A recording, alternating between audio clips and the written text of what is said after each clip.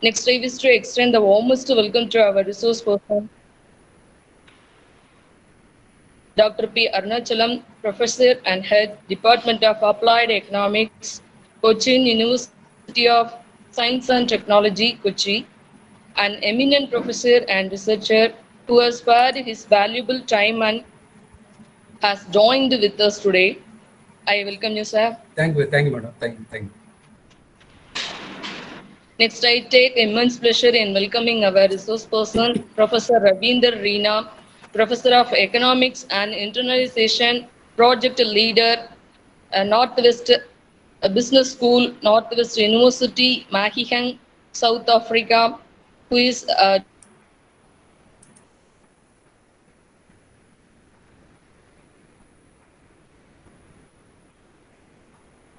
distinguished professor with an impressive academic career.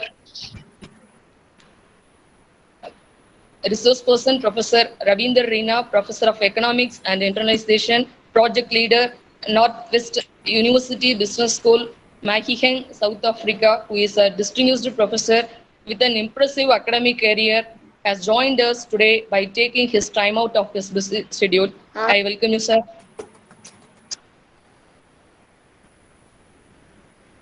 Next, I express my warm welcome to all the faculty members from our department, faculty members from other colleges, research scholars, and students for joining with us today. I am sure that we will have a fruitful and rewarding sessions today. Once again, I welcome one and all. Thank you. Thank you, ma'am. Now I invite our Madam Principal, an astute administrator and an able academician, Dr. R. Jainala Sundari, to deliver the presidential address. Good afternoon, everybody. It's a matter of pride that our self-finance stream has organized this wonderful webinar on current scenario of agricultural economy in India. I must congratulate the head and all other organizing members of Commerce Department for providing quality inputs to enhance student learning. This is the day to be cherished by you all. I convey my gratitude to Dr. P. Arunachalam, Professor and Head, Department of Applied Economics, Cochin University of Science and Technology, Kochi, and Professor Ravinder Rena, Professor of Economics and Internationalization, Project Leader, Northwest University, Mahikeng, South Africa. On behalf of our institution, I invite these two formidable professional depth for this international webinar. Thank you, madam. Thank you. Okay, sir. Thank you, sir. Welcome. Agriculture contributes 22% to the country's GDP. More than 70% of Indians live in rural areas, and agriculture is the major livelihood for the majority of the rural population. The pandemic, which is the greatest economic shock since the Great Depression, saw hundreds of changes in agricultural economy. Agricultural export policy has set a target to increase agricultural export to over 60 billion US dollars by 2022. Students, you must inculcate the habit of learning something new each day, whether it is through reading or practice or by attending this kind of webinars. You also need to benchmark your skills towards the job requirement to enhance your employability. Again, I extend my best wishes to all of you, and thank you one and all. Thank you very much, ma'am. The technical session 1 is about to begin, and our resource person, Dr. B. Arunachalam sir, Professor and Head, Department of Applied Economics, Cochin University of Science and Technology, Kochi, has joined with us. I now call upon Dr. A. Geetanjali, Assistant Professor of Commerce, Self-Finance, to introduce our chief guest. Good afternoon to all. I am very happy to introduce our resource person for technical session 1, Dr. P. Arunachalam, Professor and Head of the Department of Applied Economics, Cochin University of Science and Technology, Kochi. He has a lengthy profile which highlights his academic achievements. He completed his PG from Loyola College, Chennai, MPhil and PhD from Cochin University, Kochi.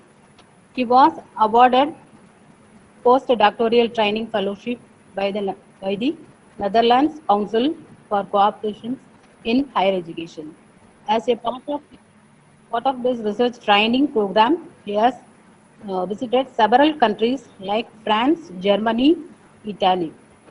He has 13 years of teaching and research experience. He is specialized in quantitative techniques and international economics. He has participated and presented papers in various national, international forums. He has also acted as a resource person in several conferences. He has written 2 books and edited 24 books. He has also won several awards and accolades throughout his career. We are happy and privileged to have you with us, sir. Thank you, madam. Thank you. Thank you. Thank you. Thank you, ma'am. Thank you. Thank you. Now I invite our resource person, Dr. P. Arnachalam sir, to address the gathering. Thank you, madam. Thank you. Respected Thiru S. Selvaraj, Secretary, Sri Parasakthi College, Petralam. Respected R. Jainila Sundari, Principal of that college, FAC section. Respected Dr. M. Kamini Muthukrishnamal, convener of this program, as well as head of the Department of Commerce, Self-Financing Division. Then nearly 18 organizing secretaries are there. I just I have just mentioned only, two, Gitanjali and Divya, and also co-convener Mahadevi, and all the faculty members in the Department of Commerce, Parasakthi College, and other departments. I am very much familiar with the economics department. Madhu Madam is my close friend, and all the faculty members in the Department of Economics. So I am very much thankful to you, and also I congratulate the self-financing team of Commerce Department for organizing such an important topic. Agriculture marketing and the agriculture situation at present in India. Really, I appreciate the team for selecting the topic at the time, and a lot of discussion is going on. With respect to 3 bills passed by the government of India, as well as the farmers' protests. Still is going on in Delhi. And before just before go to the 3 bills, what the bills are talking about. Just I want to give you a brief introduction about the conditions of Indian economy, particularly agricultural economy, so that what are the opportunities existing for farmers in non-farm areas, and also how the non-farmers traders, how they get the opportunity to involve in the production process of farmers, or the processing the products, or marketing the products of farmers who majority of them are in the rural areas. So first, I just let us go to the rural India. How rural India is, we know very well that even before independence, once Mahatma Gandhi has stated that India lives in villages. India lives in villages, and India and villages and agriculture is the backbone of our economy.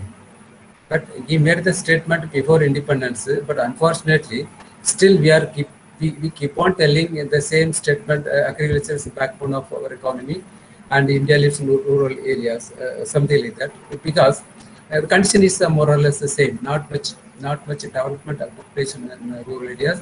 But the way the 5-year plans implemented in India, or the way the liberalization process took place in India, or the way the liberalization, globalization, privatization policies programs adopted in India, not reached in such a way that it reached the other sectors, like in the communication world, or even service sector, or even to a certain extent we can say that in the industrial sector.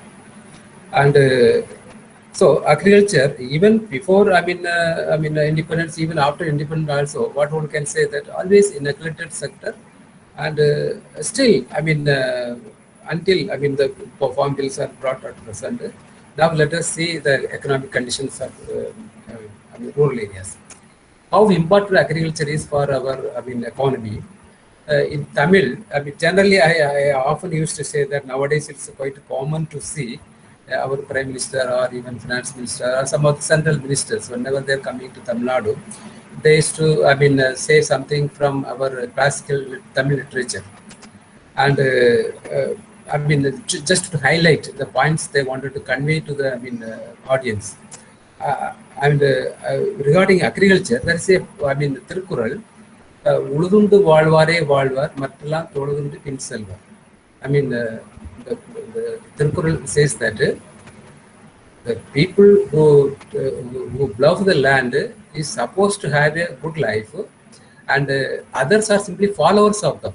I mean, from this is, I mean, written maybe 2000 years back, or I don't know exactly the Tamil literature, history of Tamil literature, but people used to say that it's long, I mean, history. But then itself, Tiruvallur understood the importance of agriculture, or those who involved in the agri activities, and others are simply followers of them. I mean, they are the main, I mean, pillars. Farmers are the main pillars of an economy, and others are simply followers. And one more, I mean, verse available in Tamil often used to say that வரப்புயர நீர் உயரும், நீர் உயர நெல் உயரும், நெல் உயர phone உயரும். I mean, in the sense that if the land is fertile, if the agriculture is prospering, automatically, finally that will help the kingdom, even the king, to be a prosperous. The kingdom will be a prosperous one, and the king will be a powerful one. I mean, this what I mean. This I mean, do I mean classical Tamil, I mean, verse as well as the poem Tirukkural I want to share with you. These two, I mean, verse and Tirukkural highlight that how much, I mean, the importance was given to agriculture sector, not now, even, I mean, more than 2000 years before itself. Then we can understand that. That is why we used to call agriculture as a backbone of our economy. And at the time of independence, suppose if we look at our GDP, the components of India's GDP, it has been contributed by three sectors: agriculture sector, industrial sector, and the service sector. And agriculture sector, before independence, at the time of independence, what one can say that 55% of our GDP came from agriculture sector, and service sector contributes around 30% only. But though 55% of GDP contributed to the agriculture sector before at the time of first 5-year plan, but in due course, its contribution to agriculture GDP keep on decreasing, and at present only 14%. I mean, 18-19 data. I mean, how much agriculture contributed to our GDP? Only 14%. Only agriculture with the allied sector only. Generally, they used to say that agriculture allied sector. Suppose if allied sector is removed from agriculture sector, agriculture alone contributes only 8% of GDP. That's what many studies, I mean, pointed out. In the economic survey also pointed out. So the contribution of agriculture, I mean, to India's GDPs keep on decreasing. Nearly 70% of the people were engaged with the agriculture sector in 1950s. But in due course, though the GDP, the amount of money agriculture contributed to GDP is decreasing, but just opposite to that one, the number of people engaged with the agriculture sector is not decreasing. They remain a very large chunk of the, population. I mean, nearly at present also, nearly 49.5% of India's total population directly engaged with agriculture sector only. Nearly 50% of India's total population means around 665 million population. I mean, they are directly engaged with agriculture sector. And this is, regarding one aspect. And so that is why the agriculture contribution to GDP keep on decreasing. At the same time, the people engaged in agriculture is not reducing. And on the other hand, the service sector contribution to GDP is keep on increasing. And to up to at present around 55, what government tells different data, but anyway around 65%. But nowadays they included even the manufacturing sector also included with the, I mean, the service sector. Whatever it may be, around 65% of our GDP is shared by 30% of the people who engage in the service sector.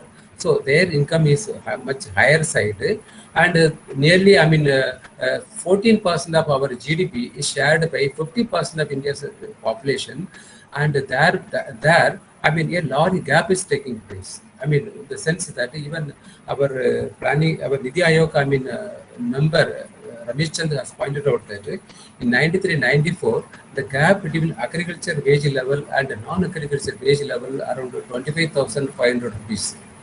And in 2011-12, and he has stated that the gap between agriculture income and non-agriculture income is around 1,42,000. See, from around 25,000 to, I mean, 25,500 rupees in 1993-94 to the gap keep on increasing between agriculture sector and non-agriculture sector. At present, the non-agriculture sector income is around 1,42,000. Now we can see the difference between why the farmers are always, I mean, in a poor condition, why the non-farmers, I mean, are those involved in service sector, other sectors are, I mean, a little bit, I mean, moving ahead, I mean, in the social ladder. And this, I mean, you can easily understand that. And another, this is, I mean, you should know that, I mean, later, there are issues are that I will come later on. And India, at present, India's number, I mean, one in the case of milk production, around 210 million tons of milk is produced, I mean, last year, even just, I mean, the last year estimate. India number one in the milk production, number second in the case of, I mean, food grains production, in the case of vegetable production, in the case of, I mean, horticulture production, cereals items, pulses items, most of the agriculture related items, India is number second in the world. I mean, number second. First, most probably China is the first in most of the items. China is first, India is second. And though we are producing, India's second largest, I mean, producer of most of the food grains items, flowers, vegetables, fruits, and other items, we have the capacity to store only 1/3 of these products, I mean, produced in India. We are producing around 300 million tons of food grains. We are last year, I mean, data I'm telling that nearly 290 million tons of food grains was produced in India. But how much it can store it? Only 105 million tons of food grains. That much capacity only we have at present with respect to food grains alone. I'm telling that. And so, though we are producing, I mean, more at the time of independence, India produced only 54 million tons of, I mean, food grains in India. Now you see that how many times it increased. I mean, now around 300 million food grains we produced this year, and unfortunately, only one third of what we are producing in India, I mean, can be stored, or we have the storing capacity only up to that level. We cannot store whatever, I mean, produced in India, whatever we process in India. We don't have the storage facilities. We don't have storage facilities. And so this point, I mean, always you must keep in your mind that, and we are producing a lot, second largest produced of many of the items, but we don't have storage facilities. We don't have godown facilities. We don't have processing industries also. I mean, that we lack. And most of the agricultural products are perishable items in the sense that we cannot keep for long period. I mean, certain items we can keep it for 1 month, certain items for 2 months or something like that. Particularly flower items, fruit items, vegetable items, and these items that we cannot keep it. How long we can keep it? Maybe one or 2 days or 3 days, maximum 3 days. I mean, that is a condition at present farmers are facing. And one is perishable items, highly perishable items. We cannot store it for a long period. Another important aspect is that bulk in quantities, because I mean, paddy means, I mean, thousands of, I mean, sacks of, I mean, kilograms of paddy, I mean, tons of, I mean, kilograms, tons of rice, tons of, I mean, food grains and other items. We cannot store it in a small houses of farmers. They may be having less than around 800, 900 square feet houses only.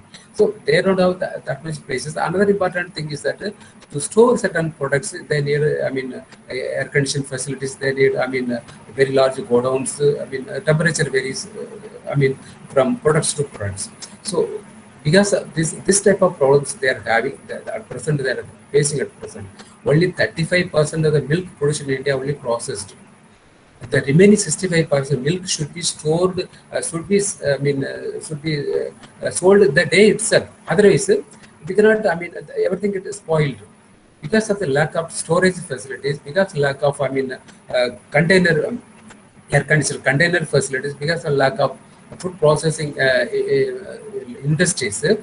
Nearly 30% of what we are producing in India simply wasted due to all these problems. 30%. So we are largest producer of world as far as the food price of flowers, fruits are concerned. But 30% is wasted due to lack of storage facilities or processing facilities in India. And now you can understand that one. These are the problems farmers are facing. So what they have to do, they have to sell their product immediately after harvest. Farmers, they have to sell their products immediately after harvest. Otherwise, they will not get any price for that one. They will not get any price for that one.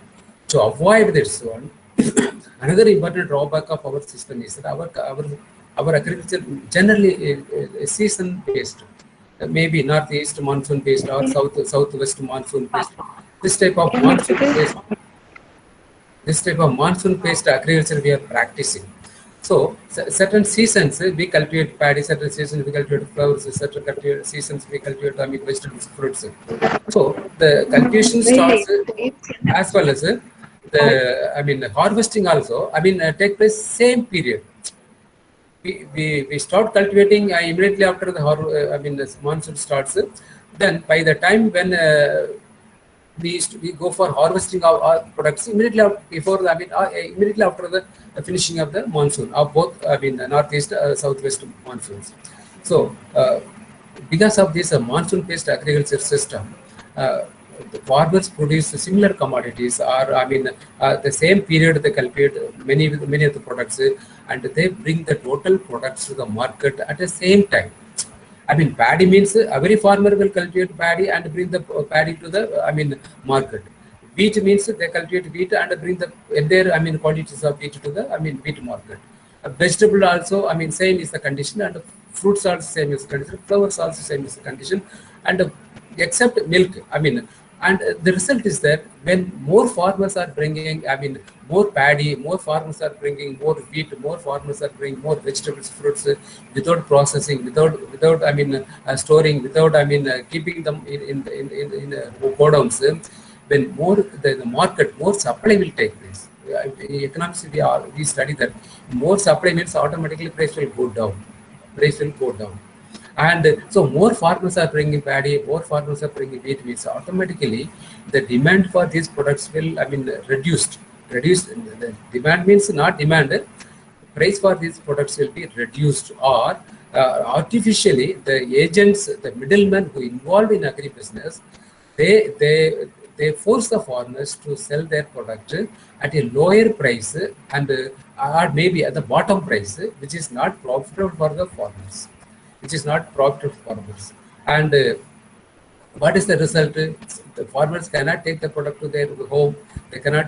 Farmers cannot take the product to their farm. So they have no option. They have to sell it. That price generally that price is not remunerative price. It's fluctuates. At the price gone down to the bottom level. Price gone to the bottom level. And so they will not get any price. They will not get any price.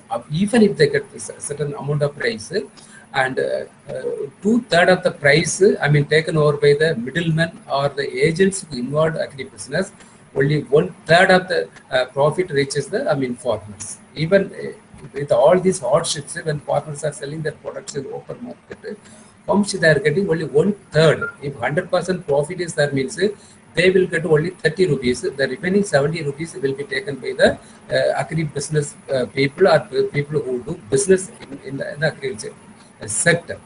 And that is the reason the farmers are profit is always lesser side, and the people involved in agri-business always in the higher side.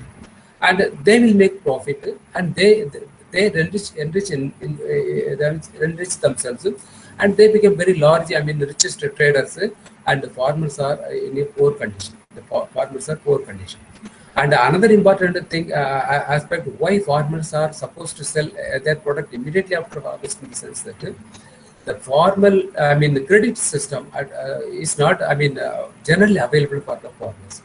Though Government of India is telling that, nearly even the latest budget also, our Madam Nirmala Sitharaman ji has allotted nearly 16.5 lakh crores of money for farmers, credit facilities for the farmers.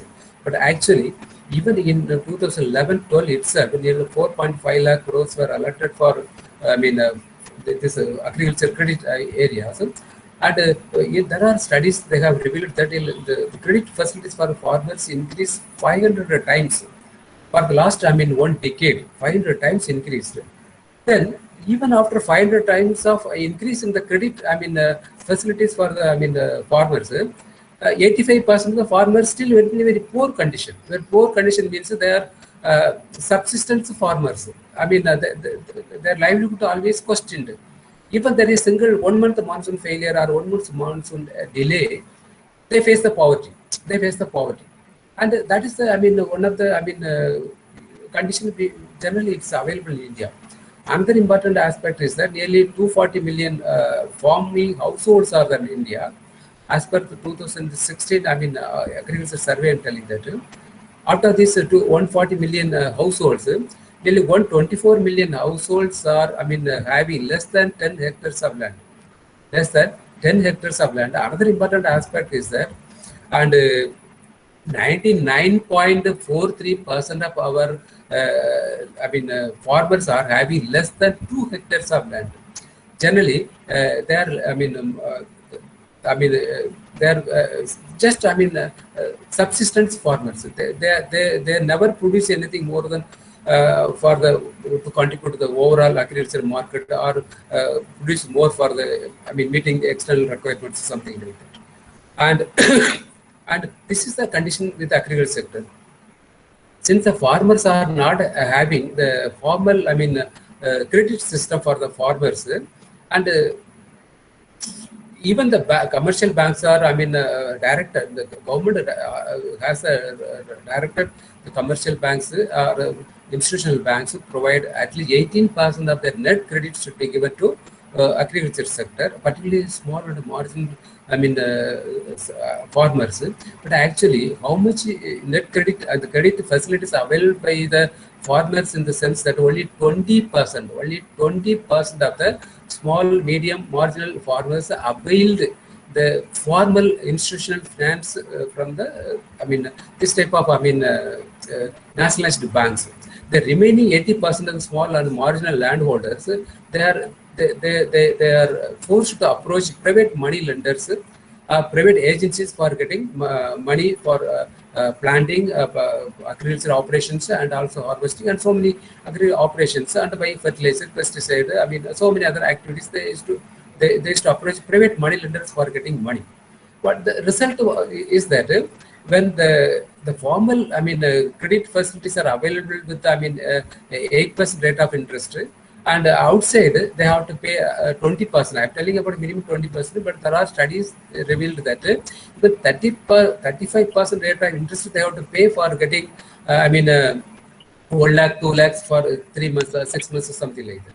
That is the condition. So formal credit facilities are not available for the 85% of the small marginal farmers. At the same time, when they approach private money lenders for getting financial support, they have to pay a very huge amount of money as a rate of interest. So immediately after, so what under what promise they are getting money from private money lenders, in this sector, immediately after harvest they will sell the product and repay the money to them. So the farmers are always under, stress, and always under stress to repay the money after harvest. So what they do immediately after the harvest, they bring the product to the market and sell the product, and whatever money they make from the selling the product, they repay the money they borrowed from the private money lenders. After taking the remaining money will be taken as a profit. So here the farmers are always under stress that they have to repay the money borrowed from private money lenders, or sometimes they would have kept their wife's jewelry, maybe 5 pounds or 10 pounds of ornaments in the bank, so they have to get it back. So farmers are always under stress.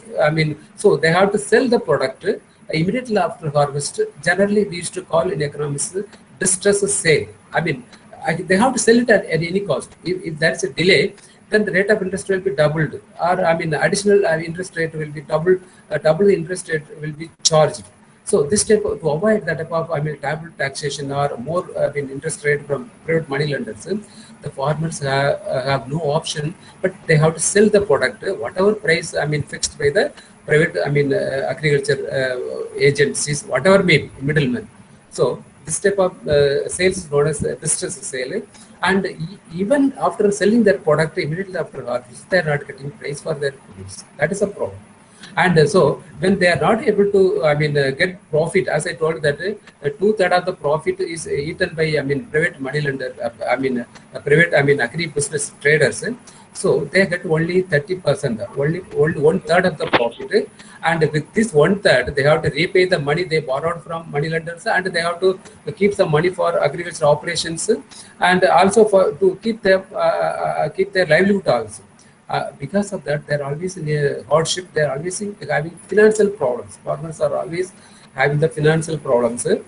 Generally, in India, farming communities, if you talk with farming communities, they often used to say that my father had, borrowed money. He was living with the debt, and after his death, I inherited his debt, not property. Generally, politician's son became a politician, and minister's son became minister. MLA's son wanted to be the MLA. Chief minister's son wanted to be chief minister. But in the case of farmers, farmer's son inherit the debt of the his parents. Then after when he became old man, he will, instead of creating assets for his children, he borrowed some amount of money from some private people, and same thing he has given to his children. So they used to say that farmers are born with the debt, living with the debt, and die with the debt. The vicious circle of, generally we used to say vicious circle of poverty, or something like that. So the farming community, I'm not telling about small numbers, nearly 665 million population. Their lifestyle is like, born with the debt, living with the debt, die with the debt. They are living under the vicious circle of debt only, And at the same time, the politicians, political parties, people associated with politics, they always play with money. Their circle is money circle. Vicious circle of money, vicious circle of money making, vicious circle of cheating the common people, vicious circle of corruption, vicious circle of that cycle go on other side, and that side will amass very huge amount of money, and these poor farmers have no option, are always under stress. And that is why in 2016, Government of India constituted a committee known as Ashok Talwai Committee, to look into what are how to increase the farmers' income in India, And the committee did not submit the report so far. Telling that 2016 itself, committee was formed. Ashok Talwai Committee was formed to look into strategies. What are the strategies to be adopted to increase the farmers' income or double the farmers' income?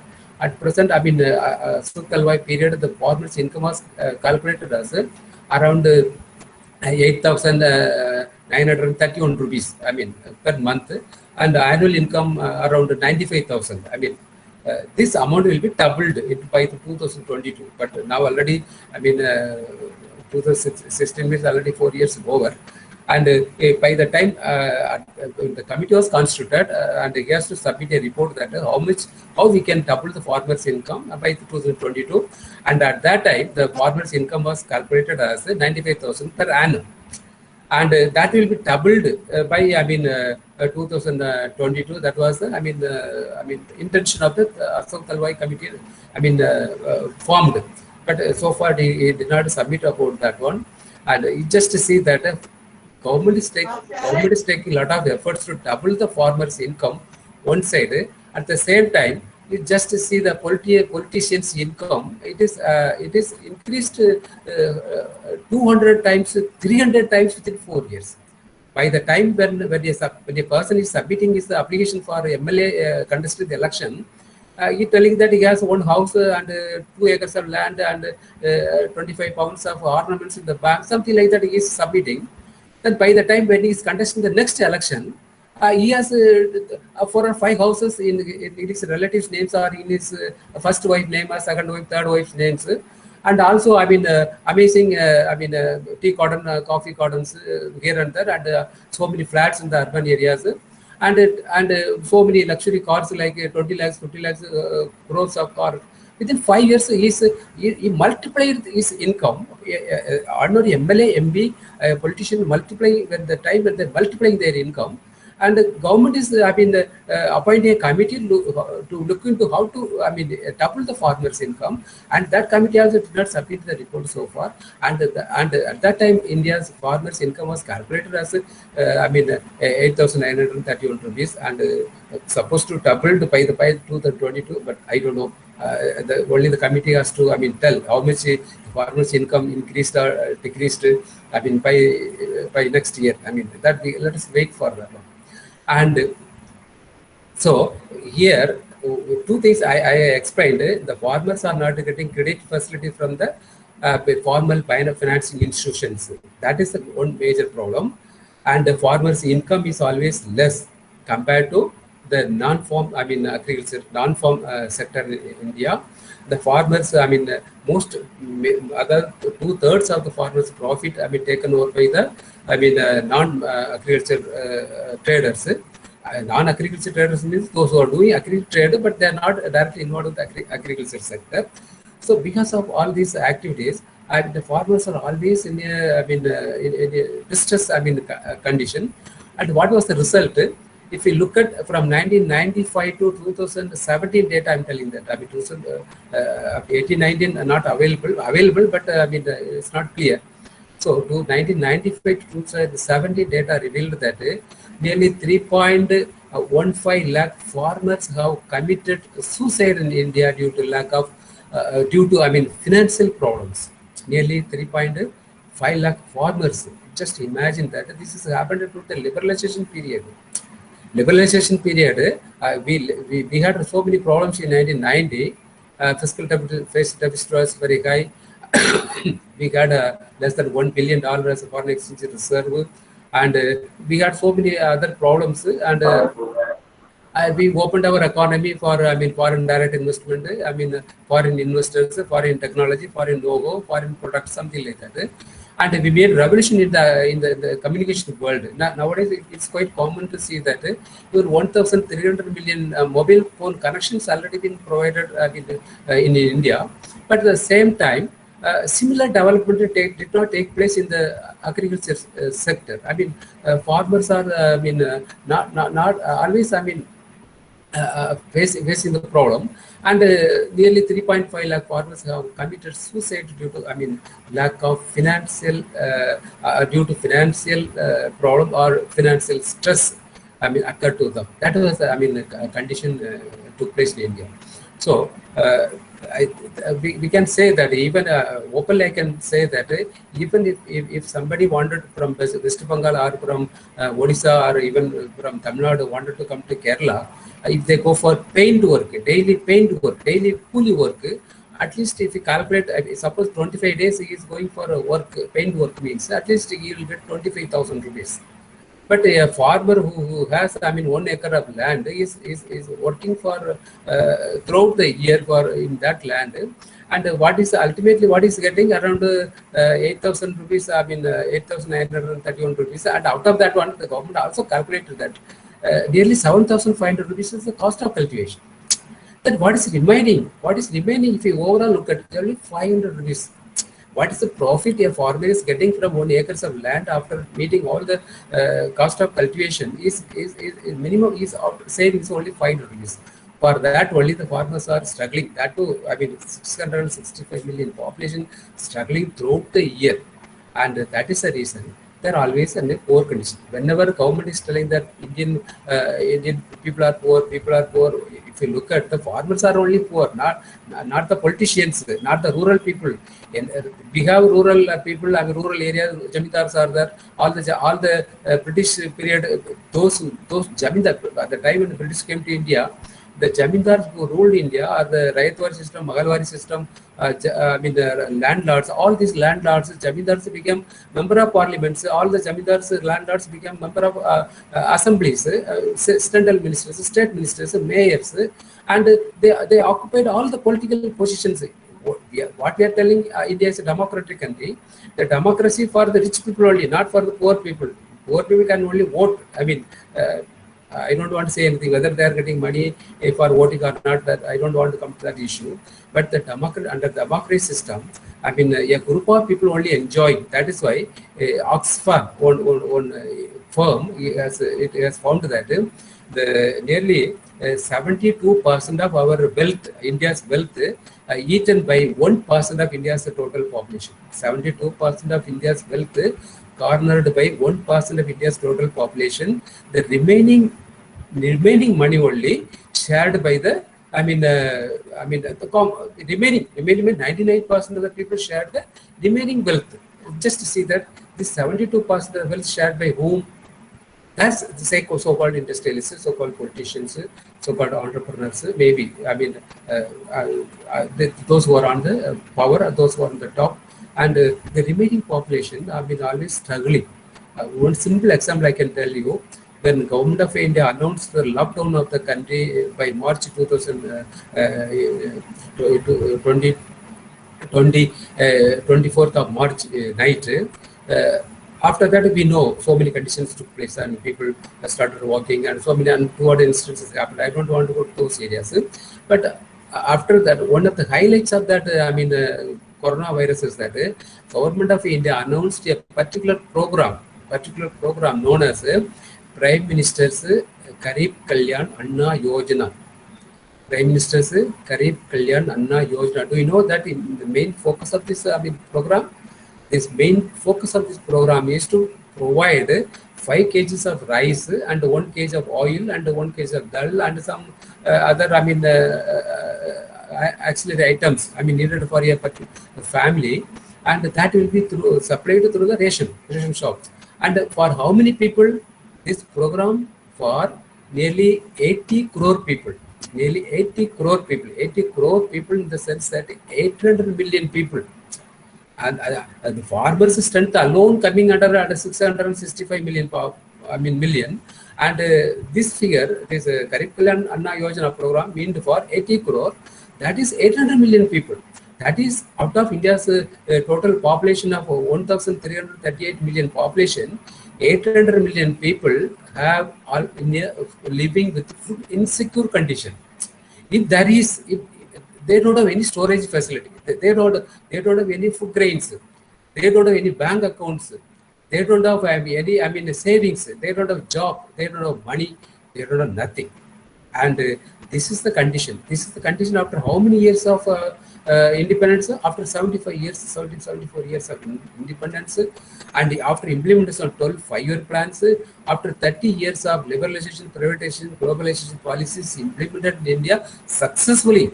If you ask any present government or the previous government, they will tell that we successfully implemented all the 12 5-year plans. And finally, what is the result is that now Government of India is introducing schemes like Prime Minister, Ujjwala program, mean for the poor people, poor women, Ujjwala program, Prime Minister Awas Yojana. These are all schemes for the poor people. See, at the time of independence, if Government of India introduced Ujjwala program, Prime Minister Ujjwala program, Prime Minister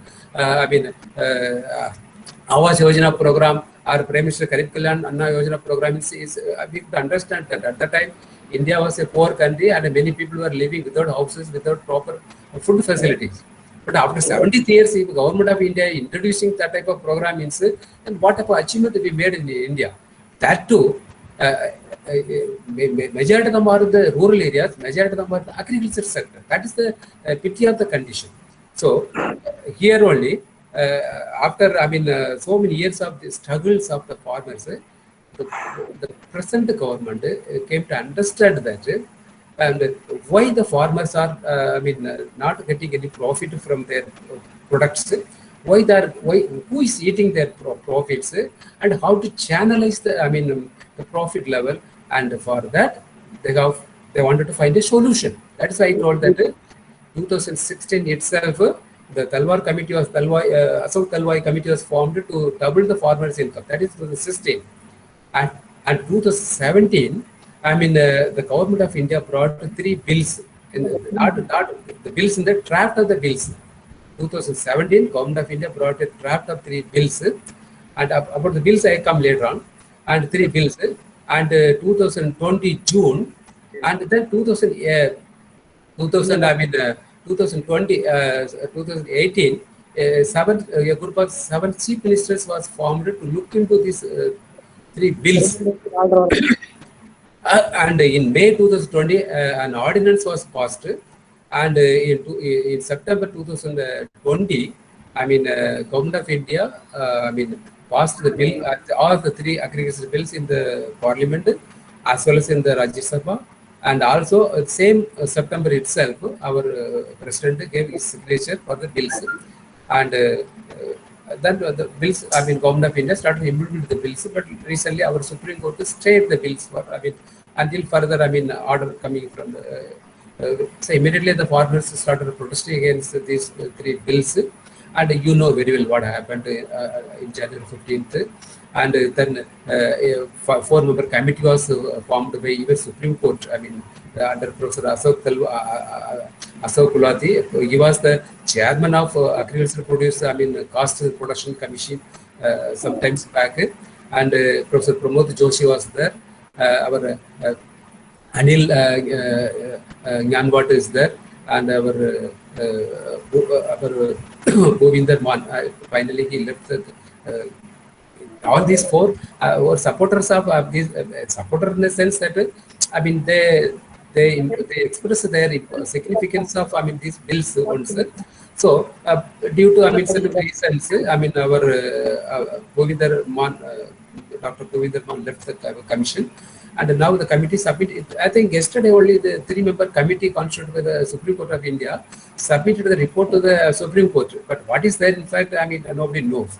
And so this is what happened up to this. So here the problem, I want to explain that that 75 years of independence did not help the farmers to increase their standard of life, or make them as a people, rich people like urban people, and they are not getting very good price for their products, and they don't have godown facilities, they don't have storage facilities, they don't have food processing industries, they don't have air-conditioned container facilities to transport their product to the urban areas. These problems are there. The prices are always fluctuating. The price fluctuation is very much,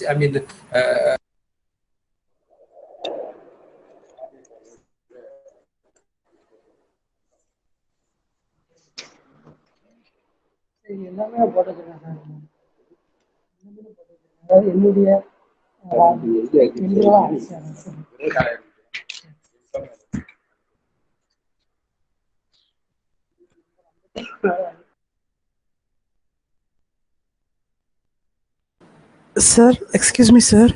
Kindly unmute yourself, sir. how long now, or how long you got it like this? Just a few minutes back, sir. No. Okay. Sorry. Sorry. The thing is that 74 years of liberalization, independence, 30 years of liberalization, privatization, even 12 five-year plans, it did not help real. In a large extent to improve the standard of life of the farmers in India. So they are always living as a subsistence farmers and poor condition only at present. And what is the result? If you go to car company, the car company is fixing the price. If you want a mixer grinder, the mixer company is fixing the price. Maybe maximum retail price or whatever maybe the price they used to explain.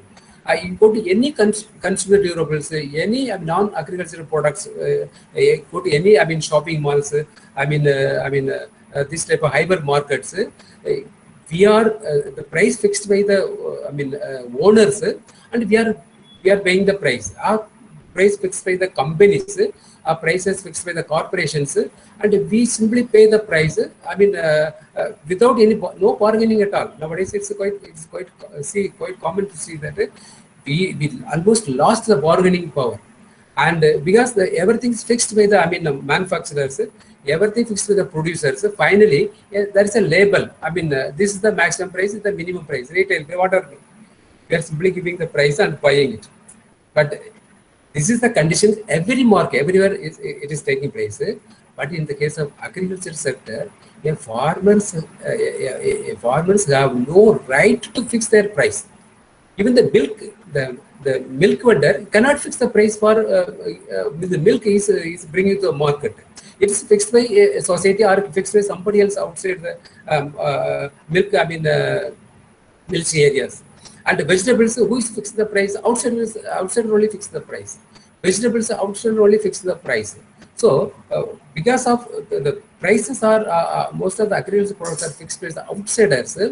They always, wanted to exploit the poor illiterate farmers in such a way that they give only minimum profit, and 2/3 of the profit will be taken over by the middleman. That is the condition at present. That is the condition agriculture sector. So the farmers, we can say that the farming community, farmers are the agriculture is the backbone of our economy. Agriculture is the a central point of our Indian economic system. But the price fluctuation is always affecting them, and they cannot fix the price for their products. And though government of India is telling that the minimum support price, something like that, but in most of the cases, it is not taking place. That's what the current situation. So the present government wanted to find a solution for this one. And what the present government did in 2016, Ashok Dalwai committee was formed. Then this, as I told that these bills were, first came as an ordinance, then came as an act. Now, currently, the Supreme Court interfered in this matter when farmer protest went a long period. Still, the protest is going on in New Delhi, and 11 rounds of discussions already held and not succeeded, both government side as well as farmer side. So finally, Supreme Court interfered and stayed the bill, and they formed a committee. The 4-member committee, as I told, that Ashok Gulati committee and Pramod Joshi and Bhupinder Mann and our Anil and yesterday only Dr. Anil submitted his report to the Supreme Court. And now we have to wait for the, what he recommended, what type of discussions he had with the farmers, to be, discussed will come only later on. But up to this, what I want to say that if proper air conditioning facility, container facilities are established in rural areas, if proper storage facilities are provided in rural areas, if proper processing industries started in rural areas, if air conditioning container facilities provided in the rural areas, if very good road network facilities are provided in the rural areas, whatever the farmers produce in India can be stored in air conditioning godowns, containers, that can be processed through the food processing industries. We can convert, we can go for valuation of the product, then we can take the product to the foreign market, we can sell it. As I told that the government is telling that the farmers' income will be doubled within before 2022. If very large godowns are constructed in rural areas, if air conditioned food process industry started in the rural areas, farmers the farmers will get employment opportunities in agriculture sector for 100 days, and the remaining days they will get employment opportunities in the food processing industries. Then automatically they will become industrial workers. Their income will not only be doubled, maybe more than 10 times their income will be increased.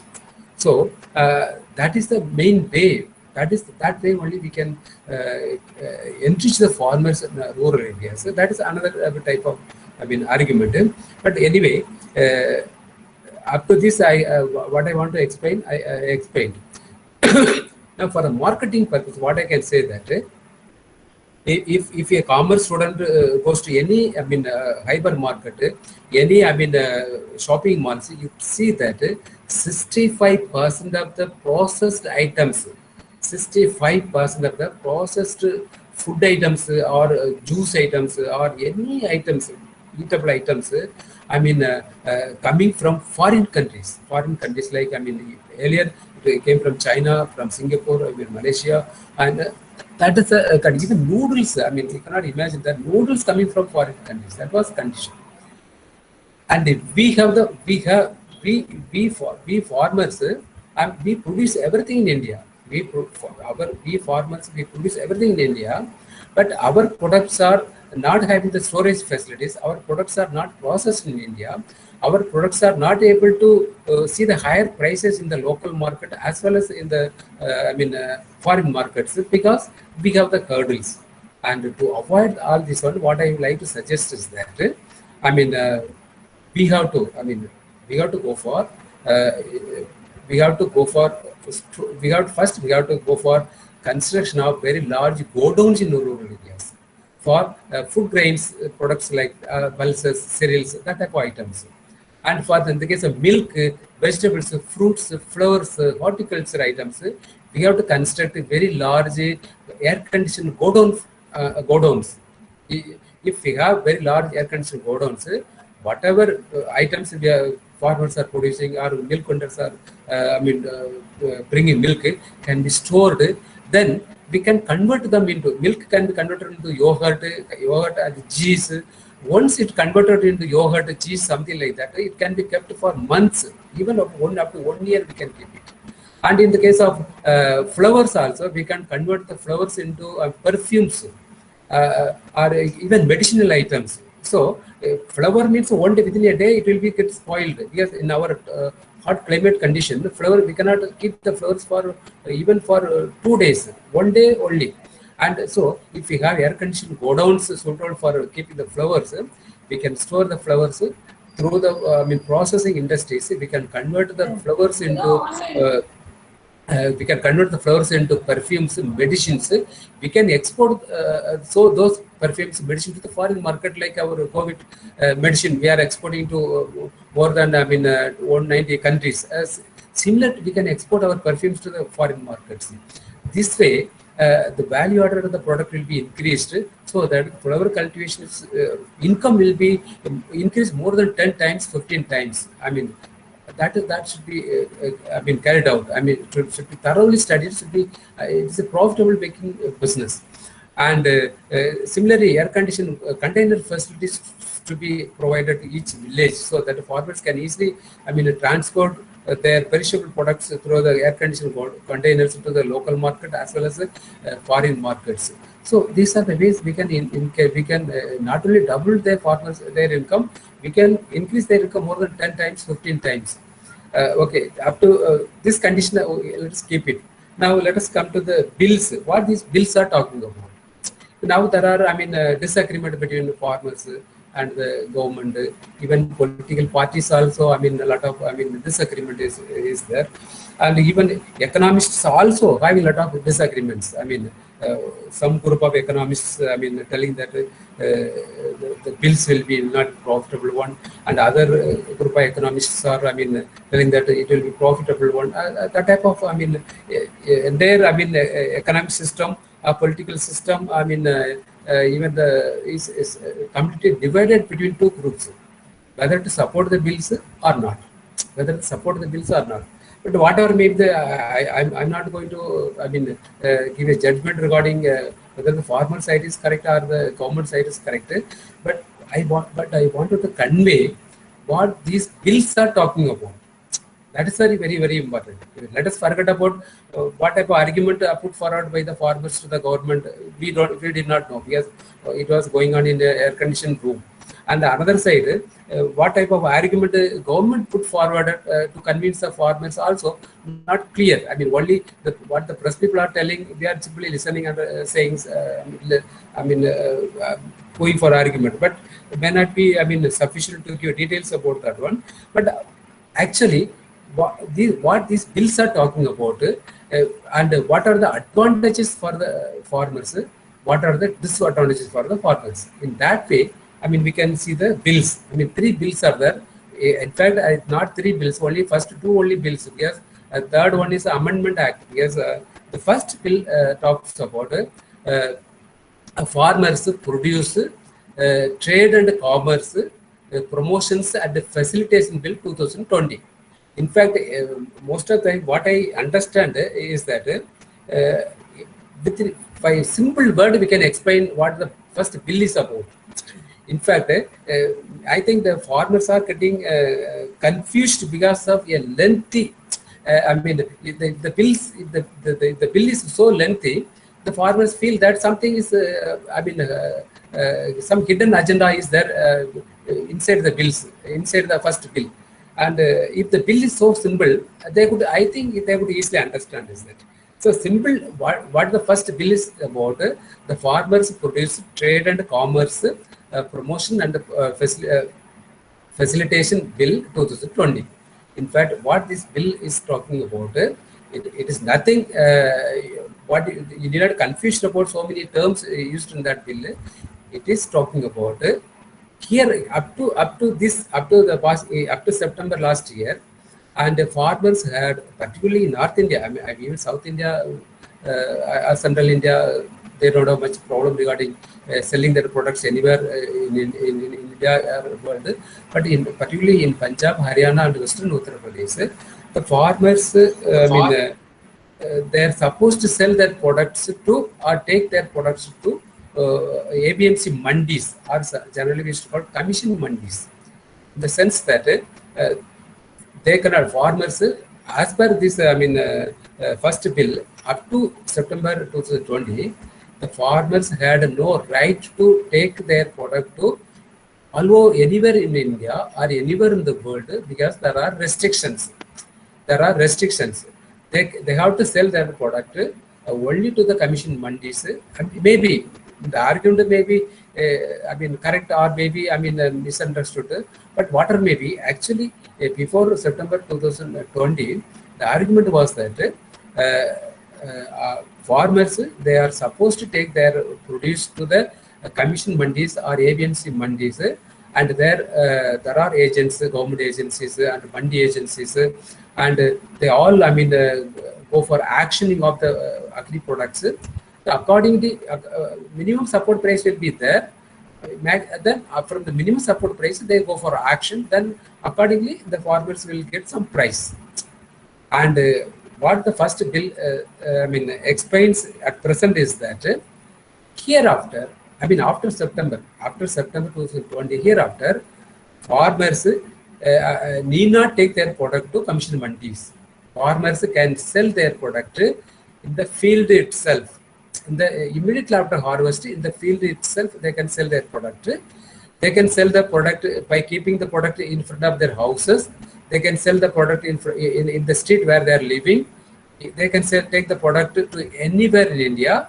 They can take the product to anywhere in the world, wherever they are getting very good price for their product. And I hope that, it's very simple. Once again, I explained the bill, how simple it is, but our politicians are the people who interpret the bill would have complicated, would have, wrongly convinced the farmers by giving wrong, information. First bill, though there are so many terms, promotions, facilitation, something like that. And what I would like to say that it is nothing. The farmers are free to sell their products anywhere in the world. The simple language, what I can say that so far there are restrictions in selling farm products to anywhere in India or anywhere in the world. But hereafter, the farmers are totally free to sell their product anywhere in the world. Anywhere in the world. And in fact, another simple example I can tell for this act is that some years back in Tamil Nadu, when K. Karnanidhi was the chief minister, he introduced a unique program known as Ulavar Chandai, farmers market. That name is if you translate it to English in the farmers market. But Tamil they used to say that Ulavar Chandai, in the sense that the farmers take the product to a particular place and buyers can go there and buy the product. Here, no middlemen, no agencies, no agri agencies, no business agencies, nothing. Farmers can take the product to the particular market, and buyers, consumers can go there and buy the product. Because this is a simple, market in the local area. But that system came before this internet world.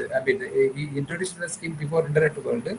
Now we have the internet world, and so the first bill is telling that hereafter no middleman, and because middleman is taking 2/3 of the profit, and so without middlemen, the farmers can take their product to anywhere in India, wherever prices are higher level, and they can sell the product, they can make profit. This point you have to keep in your mind that one of the important suggestions of Ashok Talwai committee is to increase the farmers' income. And how to increase the farmers' income? And the farmers' income can be increased if the farmers are relieved from this type of commission mandis.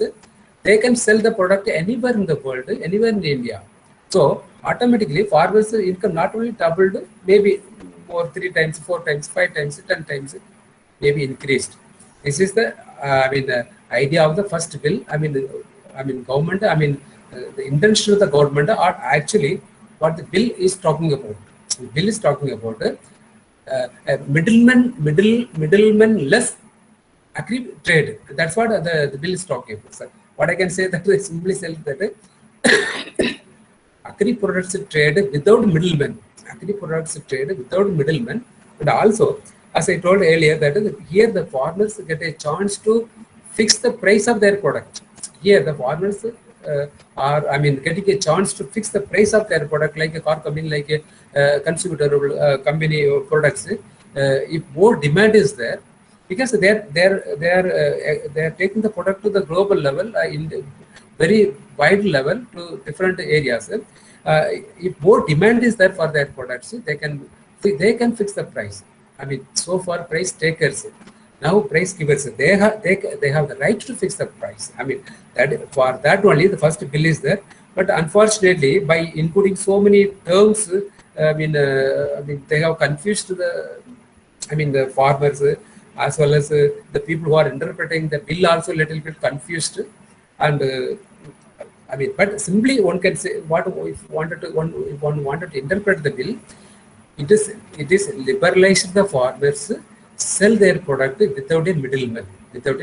But unfortunately, in India, middleman presence is there everywhere. Even if you want to go to my God, if I wanted to ask something from my God, my children, I want to construct a good house, I wanted to get my children to be very good educated, I want to send my children to America, I cannot simply pray to my God. I need somebody else, because God is, there's a middleman between me and the God. It is there every religion. I'm telling that. I'm not telling about me. Every religion, there is a middleman, and he is taking the role of conveying your regards to, or your grievances, your pain, your pressure to the God. And so now what first bill is telling that no more middleman. You directly go to the God and ask, I want a good food, I want to go to a good set, I want to go to Munnar, I want to go to Ooty, Kodaikanal to enjoy. Whatever grievances, whatever demand you have, you directly talk with the God without a middleman. That is what the first bill is talking about. I hope that I explained the bill properly. One point you have to keep it in mind, that I am explaining on the bill, what the bill is talking about, based on the economic conditions of in India. I'm not telling anything about the farmer side. I am not telling anything about the the government side, but I'm telling the fact. The first bill is telling that we can farmers have the right to sell their product without a middleman. Without a middleman. That is what the first the significance of the first bill. One more explanation I can tell you for this simple example. In Kerala, particularly, I am telling that if you go to any fish market, 1 kg fish is always 500 rupees, 600 rupees, even 800 rupees. Fish, I am telling that even normal fish, if you go to any fish market in Kerala, always, 1 kg only I am telling. I am not telling the full fish, one fish only, 800 rupees, 500 rupees, something like that. But I have seen many research theses. I have evaluated many research, theses submitted in Kerala universities. What I found in most of the findings from theses, the fishermen very poor. They don't have credit facilities.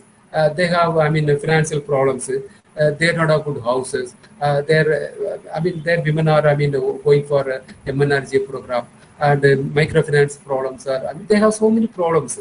See, one side studies are telling that highlighting the poor condition of the fishermen in Kerala. Another side, if you go to any fish market, the fish price is very high. And it is a surprise for me to see that if 1 kg fish, is costing 500 rupees, if a fisherman, bring at least 2 or 3 fishes enough, 1,500 rupees one can make. They can have a very good, lifestyle. What is the problem? In fact, here only you can see that the middlemen, because when fishermen bring the fish to the coastal area or fish market, there are auctions taking place, and in this auction also a collusive type of action, because the people who are the middlemen, they collusive themselves. They fix the price in advance. They fix the price outside the fish market area. They decide the price. Finally, the fishermen have no option than selling the product to the middleman. This is the condition. I am telling the fishermen. I am telling that this is the reality. This is going on in not only in Kerala, maybe wherever fishermen available. This is the condition. Fishermen not getting very good price for their product. At the same time, if you go to fish market, they are getting more. The selling price is much higher. And same is the case with agri products also in India. The farmers are not getting price. At the same time, who involved in agri business, they are making profit and they become very rich. And that point, as per this bill, now direct contact, the farmer as well as the buyer can meet. They can sell the farmers can sell the product. The buyer can buy the product without any middleman. And that's what the first bill is talking about. Now let us come to the second bill. The second bill is talking about farmers empowerment and the protection agreement on price assurance and farm facilitation bill, farm services bill, something like that. That is farms empowerment and protection protection agreement on assurance price, then forms service bill, something like that. But this bill is nothing. It is an agreement. It is a contract. This bill is about contract bill. If you say, if somebody says that, what is there in the bill? Nothing is there. In fact, it's a contract bill. Just that.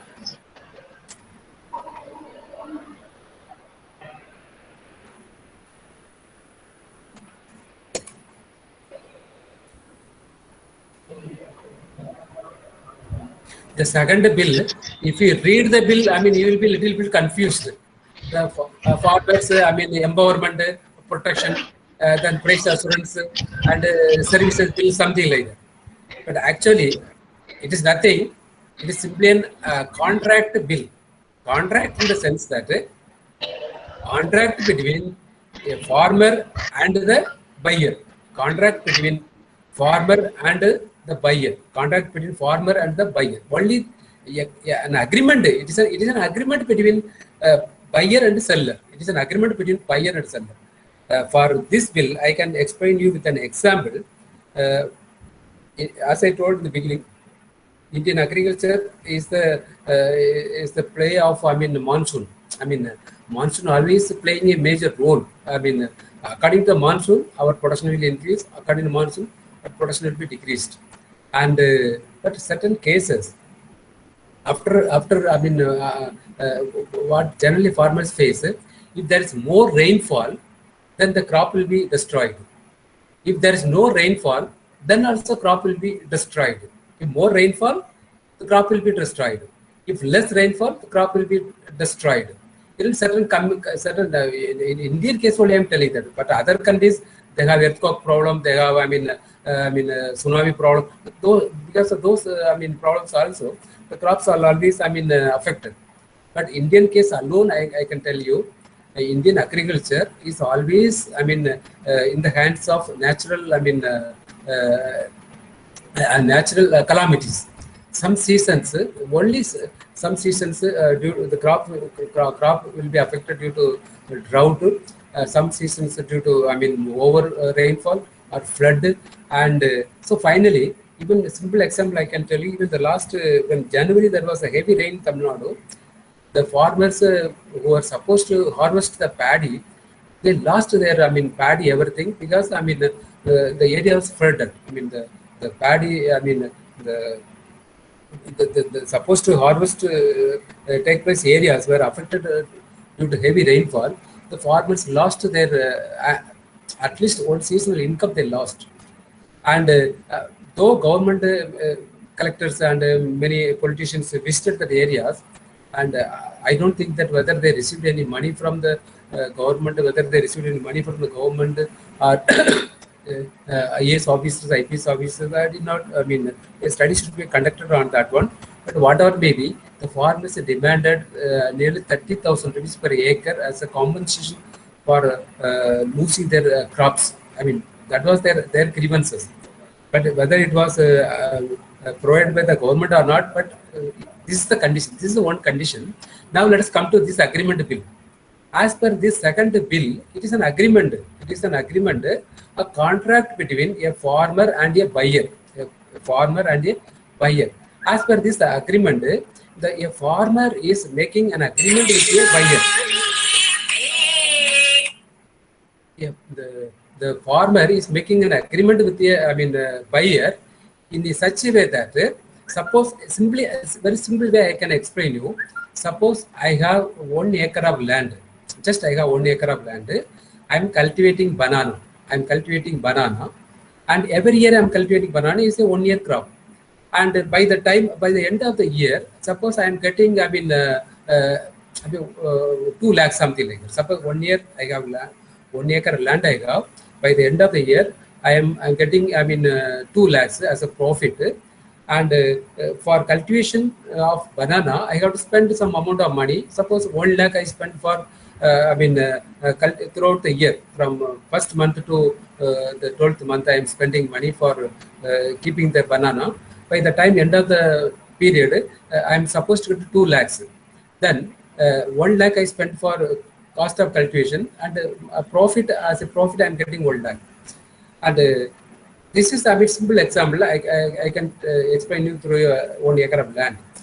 Suppose in between, if there is cyclone, if there is flood, if there is drought, what will happen? If the banana will, I have to lose my the banana cultivation. If there is a cyclone, if there is this type of windy condition, automatically all the banana planted in the land will be wiped out. Then I lose everything. Not only I'm losing the profit, the money I invested for planting the banana also I will lose. No profit at all. I'm losing the 1 lakh profit as well as the cost of cultivation also. No profit, zero margin, zero profit. So most of the time the farmers are having the same problem. They cultivate something, but in between drought will take place, in between flood will take place, in between so many natural calamities will take place. So finally they are not getting any price for their product. They lost everything. That is why the farmers used to say that I have seen many times in Tamil TV channels, the farmers say that I borrowed money from somebody else, now I lost everything, something like that. They are raising the grievances to the government to give for some compensation, but most of the cases they did not get it. They never get it. That I can tell you. And so, to avoid this type of losses to the farmers, to avoid this type of losses to the farmers, the second bill is telling that hereafter a farmers, suppose if I have 1 acre of land, I can go for an agreement with a farm, with a company, a corporation, or an individual, or a private party. The private party will give me an assurance agreement. I am making an agreement with a private partner, and the private partner is telling that, dear farmer, I will give you 2 lakhs, not 2 lakhs, 3 lakhs. I will give you 3 lakhs. I mean, by the end of the year, last year, your profit is 1 lakh, 2 lakhs, 1 lakh for cost of cultivation, and finally you saved only 1 lakh. This year onwards, I give you 4 lakhs. I give you 4 lakhs. 4 lakhs. And what you have to do? You have to sell the product only to my company. Product to my company or to me, not to anybody else. And on the other hand, the money, for cost of cultivation, last year you spent 1 lakh as a cost of cultivation for your product. Now you need not spend any money for cost of cultivation. I will give you 1 lakh. I will give you 1 lakh. I will give you 1 lakh for cost of cultivation. What you have to do? Without getting money from money lenders for high rate of interest, or without getting money from banking institutions, without getting money from private money lenders, you can use this 1 lakh money for cultivation, and by the end of the season, you have to sell your product only to my company. I will give you 3 lakhs. I will give you 3 lakhs. You see the item in between. Here, okay. What is there? I mean, you can ask me. Here is the advantage is there. If there is any natural calamity in between, if there is any water scarcity, the crop is destroyed. If the crop is wiped out by a cyclone or some other activities due to natural calamities, due to drought conditions, something like that, whatever may be the condition, I will give you 1 lakh. I already given you for cultivation of the cost of by cultivating the banana. By the end of the year, I will give you 3 lakhs. I will give you 3 lakhs. Totally 4 lakhs. We are making agreement. Before that, the contract form system. Your profit only 1 lakh after meeting 1 lakh as a cost of cultivation. Now, I will give you same cost of cultivation, but I will give you 3 lakhs. And not only 3 lakhs, in between any natural calamities took place, in between any problem occurs, and as per the agreement, I will give you 3 lakhs. I will give you 3 lakhs. It is not a loss for you. So you need not worry about your crop loss. You need not worry about any cyclone. You need not worry about any flood. You need not worry about any drought, whatever may be the conditions. This is what the agreement is telling, that the second bill is talking about simply an agreement. It is an agreement between a farmer and a buyer. The buyer may be, people are telling that only Jio is the only company available, and they think that Jio is going to make a very good, going to exploit the farmer. It's not like that. There are n number of companies are there functioning from America, functioning from European countries, and even Philippines, even Vietnam, Singapore, Malaysia. So many companies are there, agri trading companies are there, and they will come and ask the farmers go for that type of agreements. They will promise, and here nobody will violate the promise. While reading many literatures, what I understood is that the farmers are afraid of powerful MNCs. Coming and they will suppress the. They will exploit the poor farmers. Something like so many unwanted explanations are interpreted or provided by the farmers, are raised by the farmers. But one point you have to keep in your mind that farmers are not that much illiterate or ignorant at present. Farmers in India are not that much illiterate or ignorant in India. If the farmers are illiterate, if the farmers are ignorant in India, the first round of discussion itself, the present government would have suppressed their ideas, views, and the farm bill would have been implemented on the first day itself. But here, the government gave an opportunity for the farmers 11 times. 11 times. 11 times these farmers are going there and they're going to discuss with the government agencies, government officials, politicians. But from this, what you can understand is that the farmers are not poor. The farmers are not innocent. The farmers are not ignorant. They are not illiterate. So they have the purchasing power. They have the bargaining power. They have the power to even to bargain such a powerful government at center at present.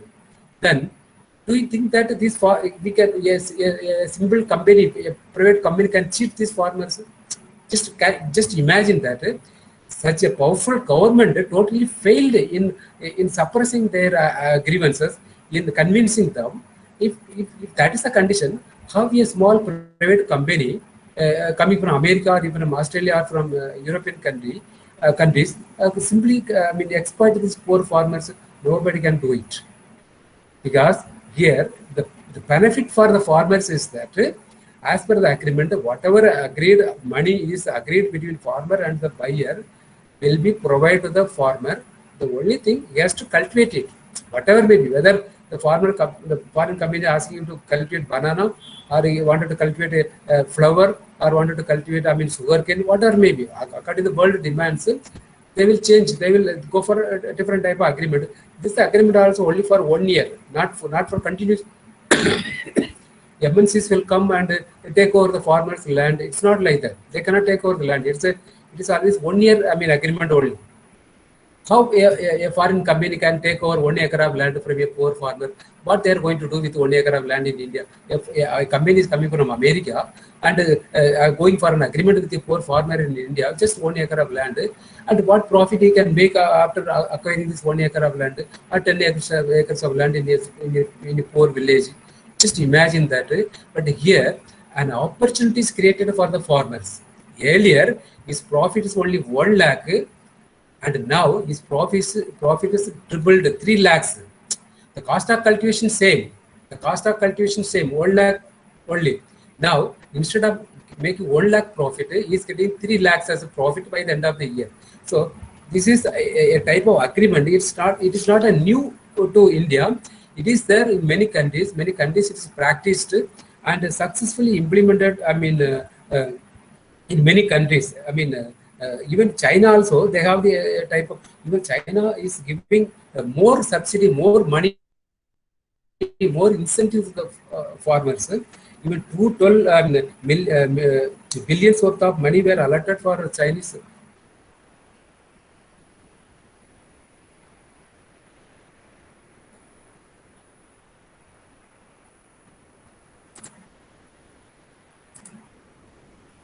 In 212, billions worth of money were allotted for, this farmers, even China, I'm telling that. So that is, it is not something new. So another simple example I can tell you, the farmers and private companies problems. Powerful company will exploit the farmers. They will violate the agreement. They will violate the rules, and the farmers are very poor. They cannot go to the court. They cannot fight against rich. Private people. Something like that. It is an illusion. It's a misunderstanding of about the concepts. Another simple way I can explain you how one can go for as per the agreement.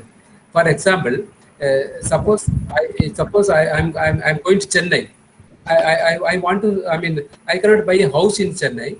At the same time, I can rent a house in Chennai. And in Chennai, the rich people also, giving their houses for rent. The poor people also giving their houses for rent. And suppose I wanted to get a house for rent. Just I'm meeting a poor, illiterate, landowner. He's illiterate. He's renting his houses, but at the same time he's illiterate. Suppose I am going there and make an agreement with the poor, house owner. He's illiterate man, and as per the agreement, I have to pay 10,000 rupees per month as a rent to the house owner. And do you think that I can cheat the the poor house owner not giving 10,000 rupees per month? First, first month I can cheat. Second month I can cheat. 12 months, 12 months. How can I cheat a poor? I mean, house owner by not giving money for 12 months. So if I do like that one, next time I will not get a house there. Like this time, I cannot in that local area. No, nobody will give a house for me. So that type of problem will be there. And so no foreign company will exploit the farmers. No foreign company will violate the agreement between a poor farmer and a very large companies.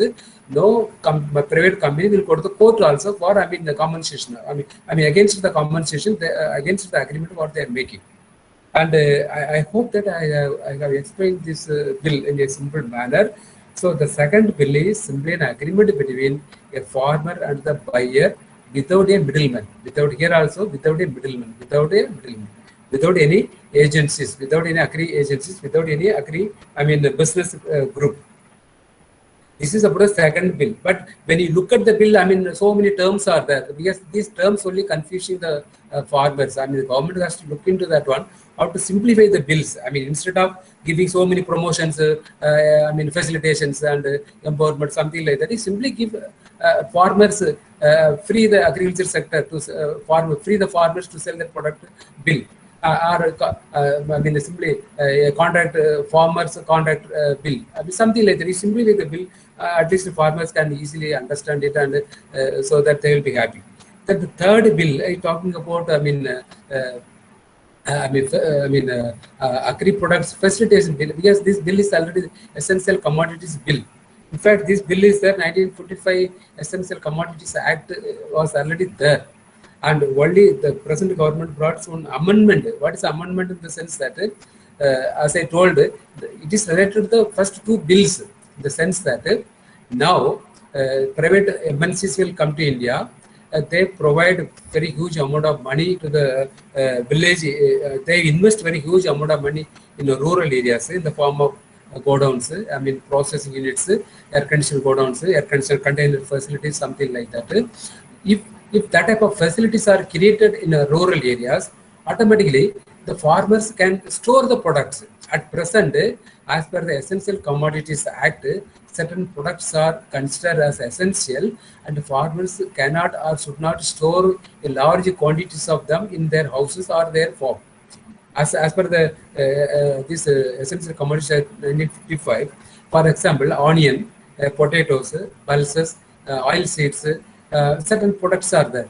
Those products, the farmers cannot store it, should not store it in large quantities for long period, because the certain those products are essential commodities for the public. So only limited quantities they can store it and keep it in their premises. But the third bill is now talking about hereafter, the farmers need not worry about how much quantities of onion they are keeping in their houses, how much quantities of potato they are keeping in their families, how much quantities of pulses, oil seeds, this type of cereal items they are storing in their houses. It's only when emergency conditions like COVID, such problems comes, the government will interfere. Otherwise, the farmers can store the products in their own godowns, in their own houses, in their own processing industrial units. That is what the third bill is talking about. Now, you see the three bills. The first bill, it's a farmers free bill. Second bill, contract bill between farmers and private individuals. Third bill, Essential Commodities Act. These are the three bills. If you look at the overall targets, the advantages of the three bills, they are addressing the basic and the fundamental problems of the farmers. Yes, there only you to understand that. Though, a 50% of India's total population directly engaged with the agriculture sector, as far as, but their lifestyle, there's no change took place in their lifestyle. They are still, living in a very poor condition because of poor condition, because of poverty in the existing agriculture sector. Nearly 150 million rural, population, rural youths, youngsters, from rural areas migrated to various states of India as a, I mean, casual workers, as a daily wage workers, as a contract workers, and that is a condition. I mean, the COVID brought out. I mean, nearly 150 million people, they lost their income in an unorganized, I mean, sector. Basically, all these workers, I mean, from farming communities in rural areas. If agriculture became a profit-making industry, these 150 million people would have been absorbed somewhere in the agriculture processing industries, in the agriculture sector itself, and all their sufferings would have been avoided when government of India announced lockdown of the country in March 24th, I mean 2020. So now we have to what the basic purpose of these bills talking about is that we are converting the agriculture sector into agriculture, converting that was the basic sector to industrial sector. We are making agriculture sector as industrial sector. It is not simply, I mean, producing only basic things, I mean, necessary products, something like that. We are converting the agriculture sector into commercial sector, agriculture sector into industrial sector. Commercial sector in the sense that farmers can sell their product anywhere in the world. That is commercialization of agriculture without any restrictions, without any middleman. Second one, industrialization of agriculture sector in the sense that food process industries will be started in rural areas. Everything will be processed, value. There will be value addition of all these products. They can sell the product to. I mean, their price will be. I mean, 20 times to 25 times higher than the actual price in the local market. So that way, the farmers' income will be. Increased. The third bill. I mean, talking about the, the godowns and storage facilities of the poor farmers. So overall, if you overall look at these three bills, I mean, I'm not telling about the government opinion or the farmers' opinion. All these three bills are designed to enrich the farmers. That point you have to keep in your mind, that enrich the farmers, and but I don't know. I mean, why government failed in convincing them, in explaining in a simple manner, so that farmers could easily understand this. It is part of the government or government agencies to look into that one. I mean, from my point of view, I'm telling that. And another important point is that. Sir, excuse me, sir. Yes, within few minutes, over. I mean. Yes, sir. Yes, sir. Yes. Another important aspect is that we have well-known economists in India. I mean, well-known economists in India. Why these economists are not coming forward to express their ideas, views about these bills? I'm not asking them to support the government or support the farmers. They should come forward. What are the features of these bills? What are the advantages of these bills for the farmers, and how they are going to benefit these farmers? How we get without these three bills, we cannot enrich the farmers in India. Poverty will be with the farmers. They will be. We can reach 3 trillion economy. We can reach 9 trillion economy. We can overtake America. That's a different matter. But these people will be under utter poverty condition only, under utter livelihood condition, livelihood insecure condition only. So that will always create a problem for the countries like India. Another point I want to share with you finally. Our great economist, Amartya Sen, received a Nobel Prize for writing about poverty. And great film director Satya Sitre from West Bengal. He took a movie about poverty in Bengal, and he got a best director award. And there are movies talking about Salam Bombay, Mumbai, something like that. And the film directors, those who are writing about the books, those who are writing books, those who are writing about poverty, those who are taking movie about poverty, those who are taking serials about poverty, those who are discussing about poverty in air-conditioned rooms, they all became very rich. They all became very rich, very enormously very rich. And but even Mother Teresa also got Nobel Prize for serving the poor only. And but unfortunately, the people who talk about poverty became very rich. The people who write a book about poverty became very rich. The people who took a movie about poverty became very rich. But the people, who are, in the poverty level, they always remain, poverty. That's that nobody could understand it. And what happened to this 16.5 million credit, meant for these farmers? Those things have to be questioned. And what I feel that economists in India, should come forward uh, and should provide more clarification for the bills. Whether you need not give a supporting opinion to the government or supporting opinion to the farmers, but actually tell what the bills are and what the bills are intended to resolve. At present, those things. You have to consider this one. And with this, I'm coming to my conclude my talk. Already Professor Ravinder Rena already reached here, and so I am very much thankful to Sri Parasakthi College Chalam for having given me very good opportunity, and I am very much thankful to Professor and Jainila Madam and our Sri Selvaraj, Secretary, and head of the department, our Kamini Madam, and our organizing, nearly 18 organizing secretaries are there for this program. Geetanjali and Dr. Geetanjali, Dr. S.V. Divya, and even Dr. Mahadevi.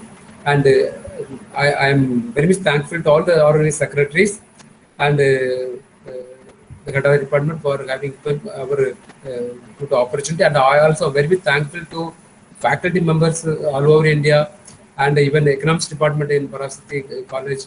And I saw our my old friends, I saw. So I am very much thankful to all the participants for your patient listening of what I am telling that one. So once again, I am very much thankful to Kamini Madam and her team for giving me very good opportunity to share this platform with young, commerce people as well as economics people. Thank you. Thank you very much, sir, for elaborately highlighting the various opportunities of agricultural trade and commerce, various farm bills, and as well as various threats and challenges faced by the sector. The technical session 1 has come to an end. It's indeed a great privilege for me to be part of this international webinar organized by the Sri Parasakthi Women's College, Kottalam, Tamil Nadu, India. I must thank the principal, Professor Jainila Sundari, and the head of the Department of Commerce, Dr. Kamineni, and the coordinators of this event, Dr. Geetanjali, Dr. Divya, and the list goes on.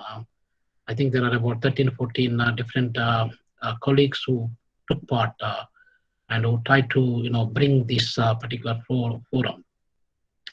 Well, ladies and gentlemen, during my speech today, I would like to unfold certain key aspects. One is the pandemic itself, the coronavirus pandemic, because of which we are sitting here to share some of the thoughts. And then I'll also touch upon the agricultural trade. Most part of the agricultural issues are covered by our colleague and a friend, Dr. Professor Arnachalam. And probably for the past 1.5 hours, he was been speaking on various aspects of the agriculture sector of India. So probably he tried to relieve me, some of those aspects, and probably I can try to focus on something else. Well, I would like to start by saying about the pandemic, which we've been experiencing for the past 1 year, few months, maybe about 3 months or so. Ladies and gentlemen, we know that the pandemic has started at the Wuhan province of China, and gradually it was pervaded to different corners of the world, which impacted or infected over 200 countries in the world. As of today, that is 1st of April 2021, the statistics of pandemic, coronavirus pandemic, coronavirus 19, looks like we got about 129 million people got infected, the whole world, out of which 2.82 million people got killed. We are getting close to 3 million people. That's a large number, ladies and gentlemen. That's the population of in some of the African and European countries, actually. So that is a bit scary. And if you look at the global rankings, America is standing number one with about 31 million people got infected in America alone. Out of 331 million population of America, 31 million people got infected by coronavirus. Whereas the number of people that are died in America alone is about 562,000. That's absolutely a very scary figure. Now, when we look at the second country, which is in the top list, is Brazil. And Brazil has got close to 13 million people got infected. It has 322,000 people died in Brazil alone. India used to rank a few weeks ago. For the past maybe about 7-8 months, India was ranking number 2 in the world. So thanks to Brazil, and we moved one level down. And our infection rates, although it says that it is 12.5 million people got infected, about 160 to 163,000 people got killed. And the list goes on, ladies and gentlemen. We have France in the ranking, and that has got about 5 million people got infected. Close to 100,000 people died in France alone. Whereas in Russia, about 4.5 million people got infected, and close to 100,000 people died. The list goes on. In South Africa, where I'm sitting here today, we got about 1.6 million people infected. Out of 60 million people in this country, 1.6 million people got infected. Close to 56,000 people died. That is also biggest in the whole of African continent. So this is about the pandemic scenario of today. And if you look at the history of the pandemic, so pandemics, the whole world has been experiencing the pandemics at various stages and various timings that we have been experiencing these pandemics. So pandemics are not new to us. Historically, if you take about 5,000 years ago, we had the pandemics keep coming now and then. Even about 173 AD, also we got pandemics. Even immediately after the Roman Empire was victorious, and even during that time also we had pandemics. Now, ladies and gentlemen, the biggest pandemic the whole world has experienced so far is Black Death. I don't know how many of you understand about Black Death. It is a plague disease. A plague disease can be easily eradicated. That plague disease in those days, particularly 1346 to 1353, about 7 years period, it killed between 150 million to 200 million population of this world about 700 years ago. So we need to think about that. So meaning that the population of the world about 700 years ago, we didn't have 500 million people, close to 450 million people. That was the population existing. Out of that population, about 35 to 40% of the population got killed by the virus. And now we have the latest history, which created a major catastrophe for the human beings, is about 100 years ago, starting from 1918 to 1920. And just immediately after World War I, which ended by and large around 1918, and starting from 1914, that also killed a significant number of human beings. Probably more than 20 million people died because of the World War I. And then the Spanish flu. We all begin to know and read about Spanish flu, which is popularly known as the flu, is popularly known as the Spanish Spain country. But it has nothing to do with Spain. It has started in America, and maybe after World War I, some of the soldiers probably They got sick and then they tried to develop this kind of virus and gradually spread all over the world. 500 million people got infected by that virus, ladies and gentlemen. When was that? Just about 100 years ago. Out of this 500 million people, 50 million people got killed. So that is about 10% of the infected cases. If you look at the current corona situation, 129 million people that we got, they're infected, whereas the killing rate is only 2.8, nearly 3 million people. So, which means that we didn't have that much killing range. Probably it's less than 1%. Most of the epidemiologists, they reveal that, the scientists, they reveal that it's less than 1%. But nonetheless, it is creating a lot of fear among us. It is overwhelmingly, the whole world is stuck. The whole world is experiencing a new life, and it is an abnormal life that we've been experiencing for the past 15 months down the line. But we adopt that abnormality as a normality, and we started living with new life. It is a kind of new normal. People, they say nowadays it's a new normal. So we adopted that as abnormal as a normal, and we are making it as a new normal. So the whole world, the population of this world is about 7.8 billion people, ladies and gentlemen, today. Out of 7.8 billion people, all the population directly or indirectly got affected by this virus. Although we have SARS, a severe acute respiratory syndrome, and we got Ebola, we got various other flus, H1N1 influenza, and so on and so forth. For every 5 to 10 years down the line, we've been experiencing continuously about these viruses and flus. But the killing range of this particular virus is absolutely scary and dangerous. That is why most of the countries are still under lockdown. In South Africa, we just moved down from level 3 restrictions to level 1 restrictions about 3 weeks back. And then in a country like France, Italy, Germany, and many other European countries, they're still imposing new lockdown restrictions. And India also, probably some of the states of India, tried to close down their educational institutions, particularly the schools, colleges, and universities also been shut down. Now, our life was badly affected or impacted by this virus. Today, we are trying to look at the agricultural scenario of India and the economy in general of Indian economy and the global economy. Global economy was contracted about 5.6% according to International Monetary Fund recent statistics.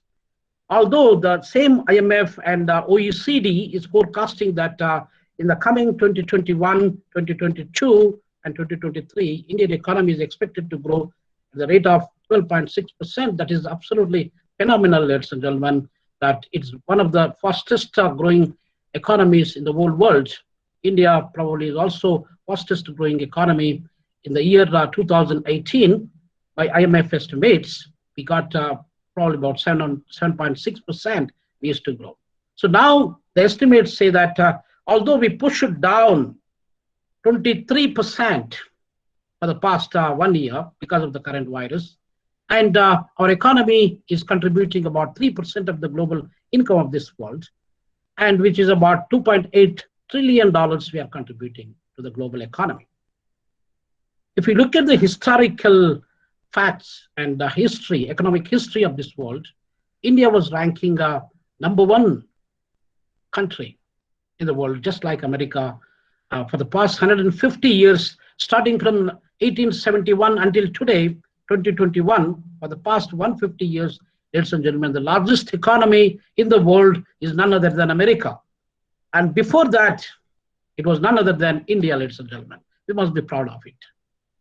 So such Indian economy for 1,800 years has been the largest economy in the whole world, which is contributing by and large about 40% of the total income of this world. Only the 60% the rest of the world is contributing, 40 was coming from India alone. And of course, China was also playing a significant role for the past 1,800 years.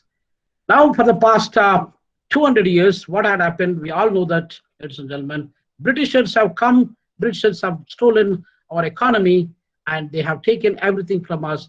Almost, according to the estimates made, about $45 trillion worth of money has been taken by the Britishers from our economy, unfortunately. And then whatever we have, the rest of the wealth is also being stolen by some of our politicians. And politicians are known with the scandals and with the corruption, with all those kind of Fodder scam and Beaufort scam. And I'm not going to touch those details, ladies and gentlemen, because of interest of time. So now such a largest economy, 40% we used to contribute to this global income, and now we drop it down to 28%, then we come down to 25%, we come down today to 3%. That's the sad part of it. Now, historically, today we are talking about the agricultural sector contribution to the economy of India. So let me try to talk about agriculture sector. Agriculturally, as Professor Arunachalam covered many points about agriculture sector of India, I'm not going to touch all the details what he covered there. I would like to highlight here that fortunately, God has blessed India with a significant amount of arable land. In the whole world, which country has got the best land? If I ask this question to our students sitting here and our fellow academicians who are sitting here, people, they may try to say different answers. But the answer is that, ladies and gentlemen, America is the largest economy, as I just mentioned. After America, it is the only India which has got the best land of this world, not even China.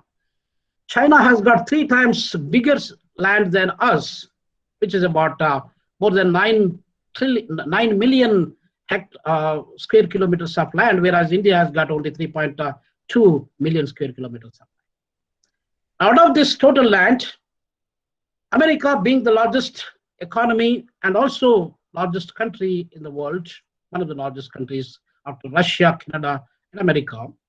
Now, America got about 1.6 million hectares of land, or billion hectares of land, sorry. And then India has got about 1.5 billion hectares of land. So this is the best land. No country in the world has got that. China has a ranking after us in terms of the best land. So we must think about that. Out of this arable land that we have, the best arable land that we have, we are able to cultivate only 28% of that arable land. Although before independence, our situation was very bad.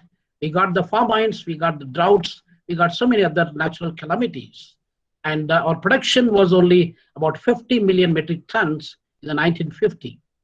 And now there are radical reforms that have been introduced. And we tried to adopt the Green Revolution strategies. Professor M.S. Swaminathan, and who is considered as the father of the Indian Green Revolution, also from Tamil Nadu. And though he's more than 90 years old, but he's still active in writing and trying to share the research about the agricultural sector of India. So such an economy, and we were at 50 million metric tons of production. That is our total food grain production. Today we reached more than 200 million metric tons of production. So thanks go to the agricultural farmers. Now, although we have the farming community, which is probably one of the largest, maybe second largest in the world, but our farming community is not being respected at all. People begin to say that if in a classroom environment or in a corporate sector office, that what is your background? What were your grandfather and grandmother was doing? And what is your father was doing? People proudly say that my father was a medical doctor, my grandfather was an engineer, and I am probably a CEO of this company, or maybe the CFO, Chief Finance Officer of the company. People, they have a resentment to say that my father, my grandfather is a farmer. So that is the unfortunate thing, ladies and gentlemen. Even today in this 21st century, children at the school, they feel inferior to say that their parents are agricultural farmers. That's absolutely wrong. I proudly say that I'm the farmer child. I'm the farmer myself. So we need to say proudly that we are the farmers. If you take 200 years ago, 300 years ago, before the Industrial Revolution, most of our people living on this planet, they're all farming people. Therefore, they come from farming families. So we didn't hail from medical doctor families. We didn't hail from industrialist families and so on. So all our forefathers and great grandfathers or fathers, they all come from farming communities. So such a farming community, even if you take Indian history for the past 70, 73 years or so, most of our ancestors and great-grandfathers, they are all farmers. So ladies and gentlemen, farmer doesn't have a profession today. We all have engineers, doctors, lawyers, professors, and teachers, probably maybe priests and judges. There are different professions, data analysts. We have different professions we have, but we do not have, or we do not consider farming or a farmer as a professional himself. That's unfortunate. We do not have a proper definition for the farmer actually. Who is the farmer?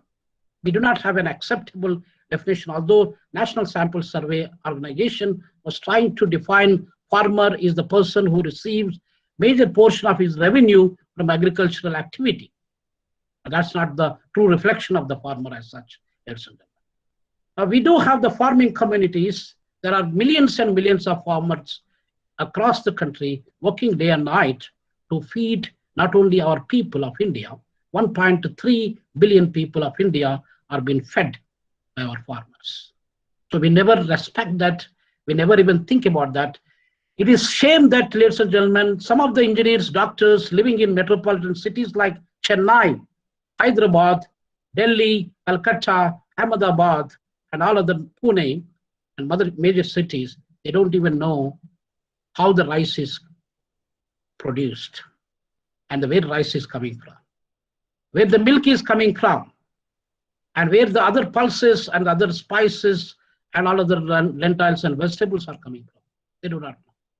That's absolutely, we should be shameful to think about that scenario, ladies and gentlemen.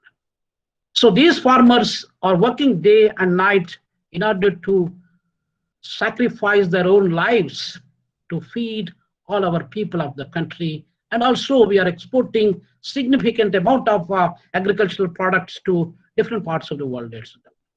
We do export to USA, we export to African countries, we export to European countries, we also export to Latin American countries.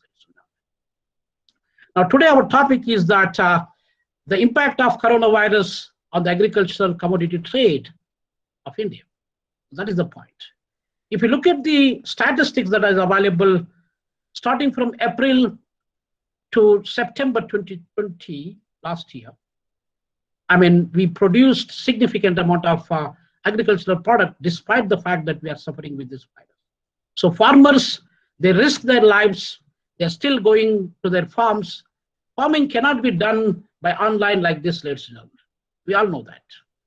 We can teach, a professor is teaching his students with the online classes using Zoom platforms, Microsoft Teams platform, and probably Google Meet platform, and so on and so forth. But farmer cannot do the farming by online, ladies and gentlemen. He and she has to go to the farmland, directly involved in the agricultural activities, starting from 4 o'clock in the morning till 8 o'clock or even 10 o'clock in the night. Farming communities or farmers are been really working hard. Unfortunately, because of the current scenario, as Dr. Arunachalam explained very well about the farmers and the challenges that we've been facing, there are numerous challenges the farmer has been facing. Thousands and thousands of farmers for the past few decades are committed suicide, ladies and gentlemen, because of the fact that they cannot able to afford to run the farming activity, as the debt, as he was saying rightly, that a farmer was born in debt, grow in debt, and died in debt, but still debts are remained. That is why farmers begin to think that suicide is one of the solutions for this problem. Of course, we don't support that suicidal because it's more distress and more depressive and more, probably disrespectful for the farming community, ladies and gentlemen. So we need to think about that. Farmer is the bread provider for this world, for this human beings. 7.8 billion people of this world is literally depending upon the farmers. If there is no farmer, there is no other human beings that can live in this world. We must understand that, we must agree with that. So ladies and gentlemen, last year alone, more than 6,000 farmers committed suicide. And agricultural laborers who are unable to get the labor, are unable to get the proper wages. There are agricultural laborers that are getting still less than 500 rupees as their daily wage. Now, if you look at the global poverty definition, though they say that it's $1.25, that is probably less than 100 rupees. And that 100 rupees plus minus is considered to be the kind of yardstick to measure the poverty level internationally. And unfortunately, unfortunately, even in this 21st century, there are thousands and thousands of farmers, they couldn't able to earn 100 rupees as their income. That is very, very unfortunate. We must think about that. It is such a precarious situation that we are living with. So we also should think about that. If you look at the average annual income of a farmer in India, average annual income is less than 80,000 rupees. It is 77,000, maybe 345. That is the total income on an average of every farmer in the country. They've been earning that money. That's not enough. Now, if you look at the software engineer on the other side, India has been producing so many thousands and thousands of software engineers who are working in Silicon, Google, and probably Microsoft, IBM, and so on and so forth, Apple companies. All these software engineers, even the engineer who is working in Chennai or who is working in probably Coimbatore city of Tamil Nadu, they would definitely earn more than 1 lakh rupees as their monthly salary. So on an average, a software engineer is earning little more than 12 lakh rupees, whereas the farmer average salary per annum is remained with less than 80,000 rupees. You need to think about this. That is why farming is seen as one of the activities where people, they have less hope. They're not optimistic because of the rainfall. Most of the farmers, they are depending upon the rainfall, monsoons. The monsoon, now we got summer season, April going to be a very, very hottest, and April and May months will be hottest in the country. But now the farming activities, we can experience the dry lands, and we do not have the sufficient amount of rainfall. If you look at the climatic conditions of India, though India is blessed with the best land in the world, but unfortunately, we are not blessed with the significant amount of water resources. So we need the water for the agricultural development. Without water, there is no agriculture. So ladies and gentlemen, I still remember when I was traveling to Tuticorin airport, from Chennai to Tuticorin I fly, and from Tuticorin we landed, and then we driving from Tuticorin to Tirunelveli in order to attend an international conference as a keynote speaker, probably around 13, 14, 15 December 2019. I still remember that I've seen the paddy farms when we are driving from Tuticorin airport to Tirunelveli. Both left side and the right side, there are lots of huge amount of paddy farms. A paddy farm definitely needs significant amount of water resources. We didn't have enough water resources. Unfortunately, India is one of the countries which remains number 2nd in the world in terms of the ranking after Jordan, and there are other few countries in the world. They are also, Yemen is also one of the water scarce country. So we are also water scarce country. Last year, not long time ago, ladies and gentlemen, last year, April, the situation in Chennai, you know better than myself, that our people are suffering without sufficient amount of water resources for drinking purpose, forget about the cultivation now. So that is why our agricultural farmers, the mainstay for the agricultural activity is the water. Without water, agriculture is of no use. So majority portion of our land, we do not have sufficient irrigation facilities for our, though we have dams, We have got Bakra Nangal, we have got Nagarjun Sagar, we got so many other dams that are being built. But still, we do not have sufficient amount of water resources that will be helpful for our agriculture sector. So that is why we could able to produce or utilize only 28% of our arable land. And by using the 28% of arable land, ladies and gentlemen, we still not only feed our own 1.3 billion people in our country, but also we could able to export our agricultural commodities to different parts of the world, as I indicated to you, Europe to Africa, Africa to Latin America, Latin America to America, and to many other, even some of the Asian countries. So we have developed, our farmers have shown the resilience. They have been working very hard day and night to make things happen. If we think that, no, today I'm not feeling well, today I'm sick, I wanted to rest for about 1 month, then what is going to happen to our agriculture sector? One has to think about it. So the agricultural sector in the country, though, despite the challenges that we could able to produce more than 20 lakh crore rupees worth of commodities, agricultural commodities, and 20 lakh crore rupees, which is in terms of dollars, ladies and gentlemen, it comes about $280 billion actually. So $280 billion, majority of African countries, they do not have their, more than 75 to 80% of the African countries, they do not have their national income as $280, ladies and gentlemen, one has to think about that. $280 billion is absolutely significant amount of money. The national income of South Africa is reported to be about $365 billion. So agriculture alone could be able to bring us about $280 billion. Country like Burundi, they do not have even $5 billion as their total income of the country. You talk about Malawi, Mali, Burkina Faso, we talk about Liberia, we talk about many other African countries. They do not even have $10 billion as their total income of the country. So our agriculture alone could able to bring the significant amount of income revenue for our national economy. We need to thank the agriculture sector and the farming communities, farming families of India, ladies and gentlemen. India got a reputation because of the agriculture sector. So meaning that we are the largest producers of many products in this world.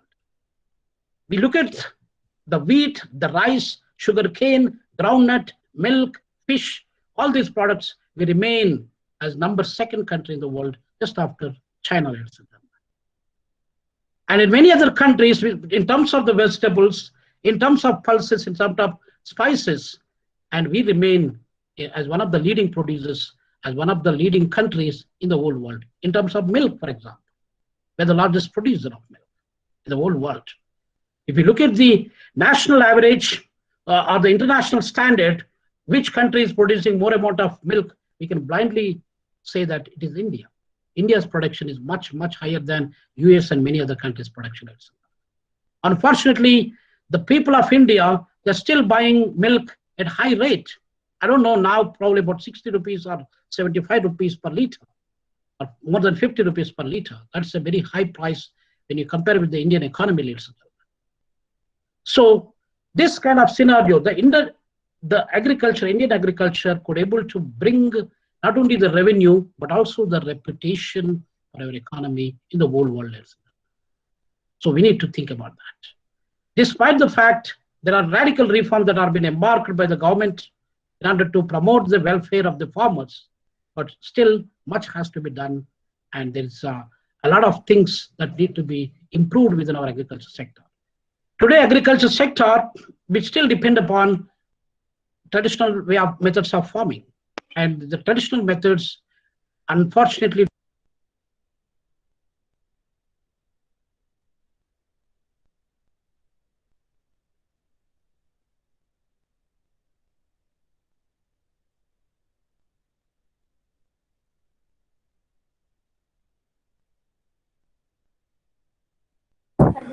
Sir, excuse me, sir. Kindly unmute yourself, sir. sorry, did I mute myself right now, or before also I was muting? So just a few minutes back, somebody accidentally muted you, sir. Okay, I don't know what was the point that I was covering, but anyway, I was talking about the productivity of agriculture in India. The Indian agriculture sector, as I indicated to you, that we remain number one, number two in the production of many commodities, starting from our sugar cane. We used to produce, we were the largest producer of sugar in the world. We used to be the largest producer of groundnut in the world. Probably China and India, we share some of the commodities that we are in terms of wheat, in terms of rice, in terms of the sugar cane, in terms of groundnut, and some of the vegetable production. We are remain number one, number two positions in the whole world. So our agricultural sector is not only bringing food for our people, but also an international reputation for our country. We need to thank the farmers and the farming families of India for their sacrifice and unwavering support. Whether we have earthquakes, whether we have cyclones, whether we have calamities, natural calamities, and any other rains, heavy rains that we have, farmers are making sure that they go to their farming lands, they're trying to do what they're supposed to do, and they're trying to produce the goods, and they're trying to trade those goods with a very, very cheaper prices. Sometimes we do not have enough prices, ladies and gentlemen, for agricultural commodities. The money, the income is not guaranteed in the agriculture sector, unfortunately. Whereas the engineer or a doctor or a scientist, whoever is even a rickshaw puller or probably auto driver and the Uber or Ola taxi driver, at least they got some revenue if they work in a day or in a month. But a farmer doesn't have a guaranteed revenue, ladies and gentlemen, because of so many factors, which I'm not going to discuss, as Dr. Arunachalam already covered some of those aspects. So the point of the matter is that the farmer income, average income of the country is less than 80,000 rupees. We got 2.2 hectares of land. That is the average size of the land holding by the farmer in India, ladies and gentlemen. Majority of the people, unfortunately, they do not have even a 1 cent land, which is 1 acre land, ladies and gentlemen. So 1.3 billion people that we have, and we are the 7th largest country in terms of area size, but still our people do not have land for cultivation purpose. So the farmers, they wanted to engage themselves with the farming activities, but they do not have the available land for themselves. So still the land holdings within the few hands, for example, in South African side, 70% of the total land of South Africa. South Africa is the 24th biggest country in the world, which occupies about 1.2 million square kilometers land. And if you look at this South African scenario here, about 70% of the total land is owned by white people, ladies and gentlemen. What is the population of white people in the total population of South Africa? Out of 60 million people, it's about 10%. So 10% of the people, they can own 70% of the land, which is not good for the country. It's absolutely precarious. We need to think about it. The same scenario, there are some politicians, they occupied hundreds and thousands of hectares of land across the country. Whereas the farmer who has been engaged throughout his life, his grandfather was a farmer, his father was a farmer, he is also a farmer, he doesn't even have 1 acre land. Although, according to the government estimates, we say that 2.2 acre is the average size of the land holding in India, but that is not a true reflection because many people, they do not have even any amount of land. So now this is the situation that we are sitting with. If we want to promote the agricultural trade and agricultural activities, there are so many challenges, as Professor Arunachalam was also talking about the middleman. If you look at the middleman of India, who is considered as brokers, and these brokers' income, average income of those brokers of the country, probably 20 times more than the farmer, average farmer in the country. It is the farmer who is working hard day and night in the probably hot sun with hot climatic conditions. And farmer doesn't have enough income, whereas the middleman who is sitting in AC rooms, and he is the one who is trying to get more, 20 times more than what a farmer is getting. This is unfortunate. And we do not able to regulate these probably middlemen and their involvement in the agricultural business process. We need to think about that. Though there are states like Andhra Pradesh started Raitu Bazaars, where the farmer can bring his own products, fresh produce to the market, and he can sell directly to the customers. There are some reforms some of the states of India introduced, but still agricultural trading is under a big problem, ladies and gentlemen, because agricultural products, they are very, very perishable. They cannot stay long. We do not have storage facilities across the country. The cold storage houses, if you look at the whole country, we do not have enough storage facilities, and the farmers cannot afford to pay for that particular prices. The renting facilities that are offered by the storage houses, we are unable to pay for those storage facilities. So these are some of the challenges. Therefore, there is no price. If you wanted to buy a cell phone, you want to buy a laptop, you want to buy any other agricultural clothes, the price is fixed. You can't bargain. Whereas if you go to the agricultural farmer, we all educated communities, we still begin to bargain. If tomato prices are 50 rupees per kilo, we will begin to say that, can you give it for 30 rupees per kilo? And at times, tomatoes are sold for about 2 rupees or 5 rupees per kilo, ladies and gentlemen. What the farmer is going to get for 2 rupees or 5 rupees? One has to think about it. So because of the challenges that we have on the ground, the farming communities, they worked very hard throughout their lives, but when it comes to the agricultural income, it's not sufficient enough.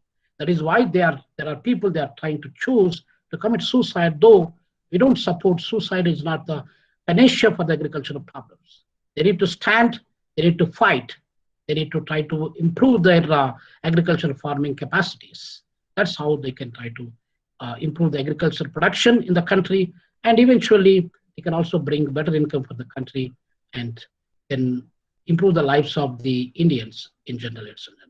If we depend upon the government is not going to do anything for us, ladies and gentlemen. We have to do everything for ourselves. We always should remember the fact that John F. Kennedy, the former American president, says, don't ask the government what government is giving to you, but ask yourself what you are giving to the government. So therefore, we need to ask ourselves, if the Prime Minister Modi is giving 5,000 rupees for all,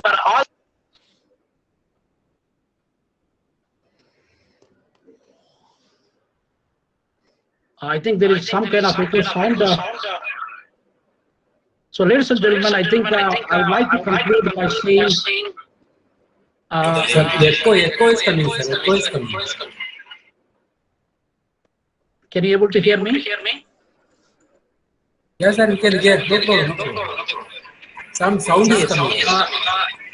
I think I would like to conclude my speech by saying that we need the subsidies from the government. We need the kind of packages where they can encourage the farmers, but that is also going to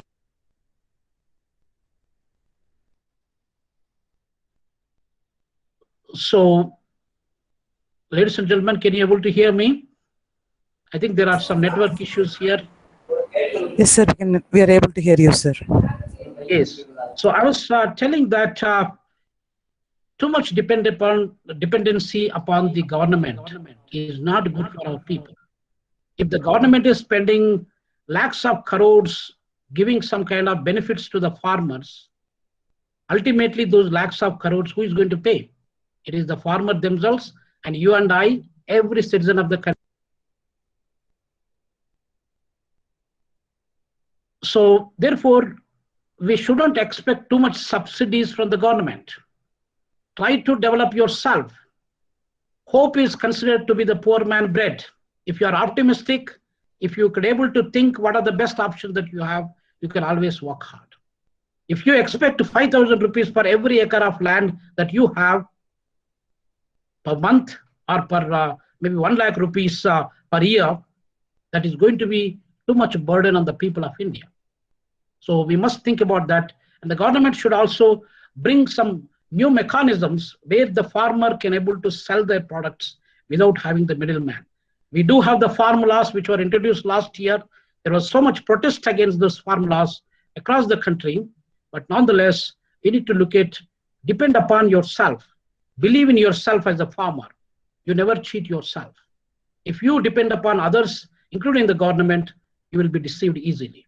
So with these few words, ladies and gentlemen, I'd like to thank the Parasakthi College for Women in Tamil Nadu and the organizers of this event for inviting me to share some of my thoughts. Thank you very much, one and all the participants and the students. And if you got any questions or clarifications, you're most welcome to approach me. Thank you.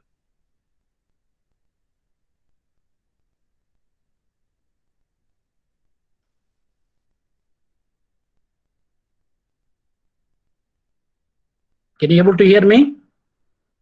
Yes, sir. Yes, sir. We can hear. We can hear. Thank you. Thank you.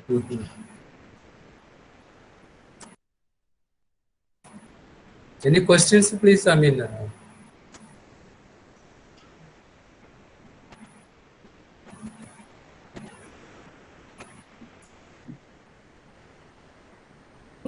It is time for interaction. Participants can post their queries in the chat box. I can directly let them ask directly, madam. No problem. Yeah, sure, sir. Sure. I can ask in Tamil also. No problem. As Sandra is going to translate the Tamil into English for me, I can understand a bit of Tamil. In case if I struggle, then I will ask you. Welcome. Sure, sir.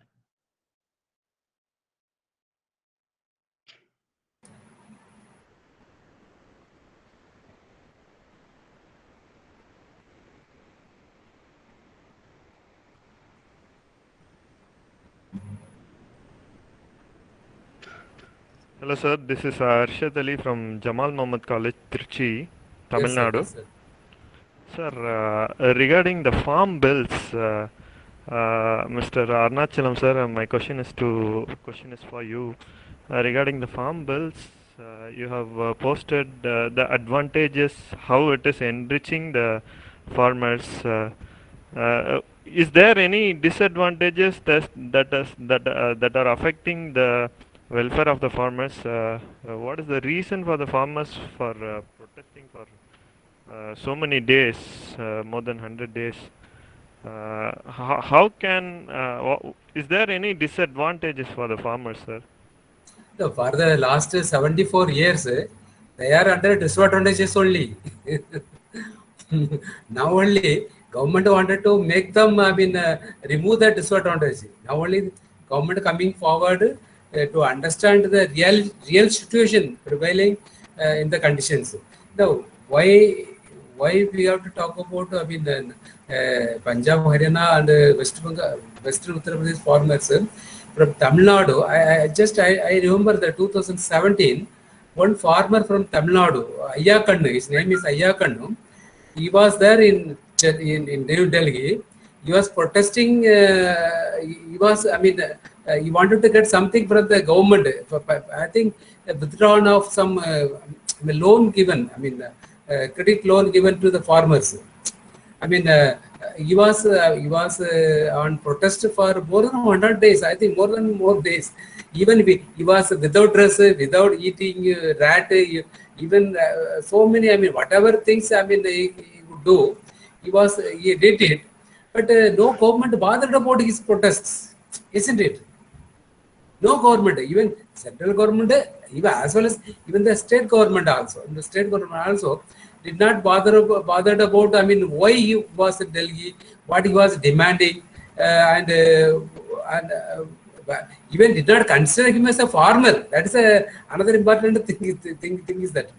And now farmers from Punjab, Haryana, and Western Uttar Pradesh, they are protesting against something about the bills, and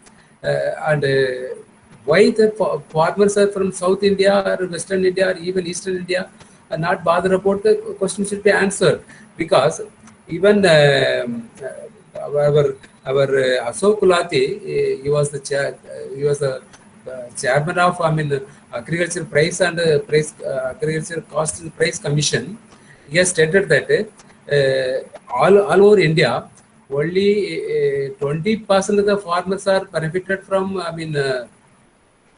The average benefit of farmers in South India. South India means other than Punjab, Haryana, and Western Uttar Pradesh. 20,000, only 20,000 worth of benefits entire India farmers benefited.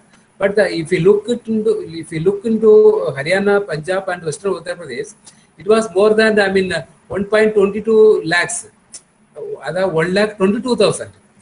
See, farmers in Haryana, Punjab, and Western Uttar Pradesh only benefited a large amount of money.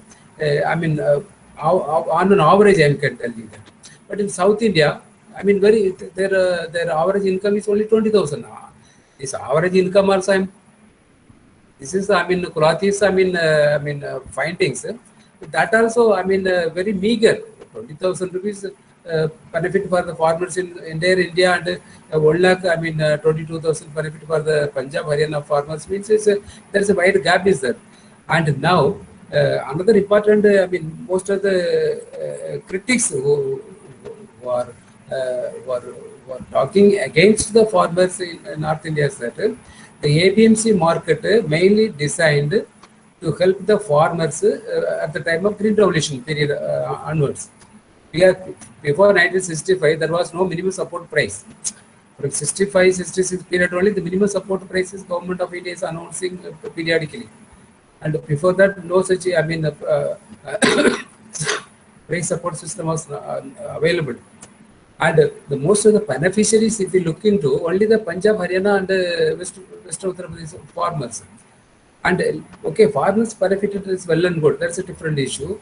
But here, the mandis are operating under commission basis. That's why they are known as commission mandis. In the sense that the farmers, they have to pay, overall, around 8.5% commission they have to pay to the government, to the agencies, and also to maintenance, cleaning of the area which were taking the tax, local tax to that locality. So overall, they have to pay around 8.5% of tax to the that mandis if you want to utilize that mandi. And another important fact is that earlier it was like a farmers mandi, but later on the local member, ward member, council member, almost entire political parties became so active in these areas.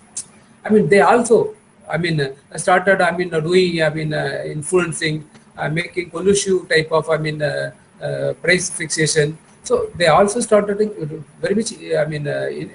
They also started influencing the auction system, and now because they are getting benefit out of that.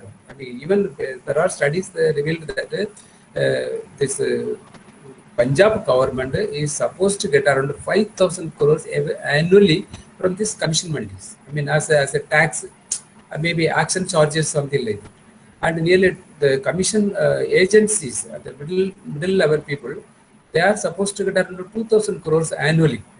This means this 5,000 crores and 2,000 crores is supposed to go to the packets of the farmers.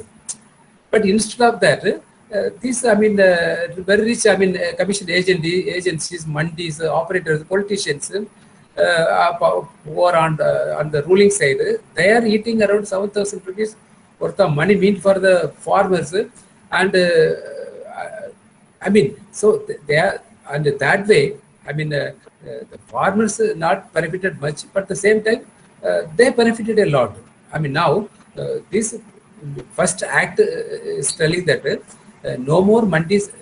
The first act is not telling that no more mandis. It is telling that you can sell your product to the mandis. Okay, well and good. If you are getting very good price. Suppose if you are not getting very good price within mandis, you take your product to anywhere in India, anywhere in the world, no problem. Yes, it does not talk anything. Mandis will be abolished. Mandi system will be abolished, or minimum support price will be abolished. Nowhere, the act, they are clearly, visible. Yes, those things, only those who are, criticizing the bills should answer and where it is available, because government already made it clear that we are not going to interfere with the mandi system. But what we are asking the farmers, you take your product anywhere in India. And now up to, September last year, farmers are not freely, they are not allowed to take their product anywhere in India. There are restrictions. If mandis are operating within the area, you are supposed to take the product to the mandis, not to other areas. And you have to pay so many taxes, so many charges, so many things are, hurdles are there. Now that has been removed. You can take your product anywhere in India, anywhere in the world. You can keeping your product in front of your house, or you can sell your product even within your farm itself. That's what I mean. The new, first bill is telling them. But you need not worry about the mandis. You need not worry about taking your product to the mandis. Yes, you may lose. You have to pay. Around 8.5% of charges you have to pay to the mandis. That's what so many arguments coming from economist side about this operation of mandis. That may be the reason. They wanted to support. Because beneficiaries are non-farmers. That's the main thing. The middlemen, they are the beneficiaries at present. Now, because of this liberal, way of, commercialization of agriculture, they may lose their income. Government may lose their income. Even the agents, the middlemen who are doing the business within the mandis may lose their income, and so they keep on, creating the problem. And yes, this is many people's observation, and that's what I wanted to.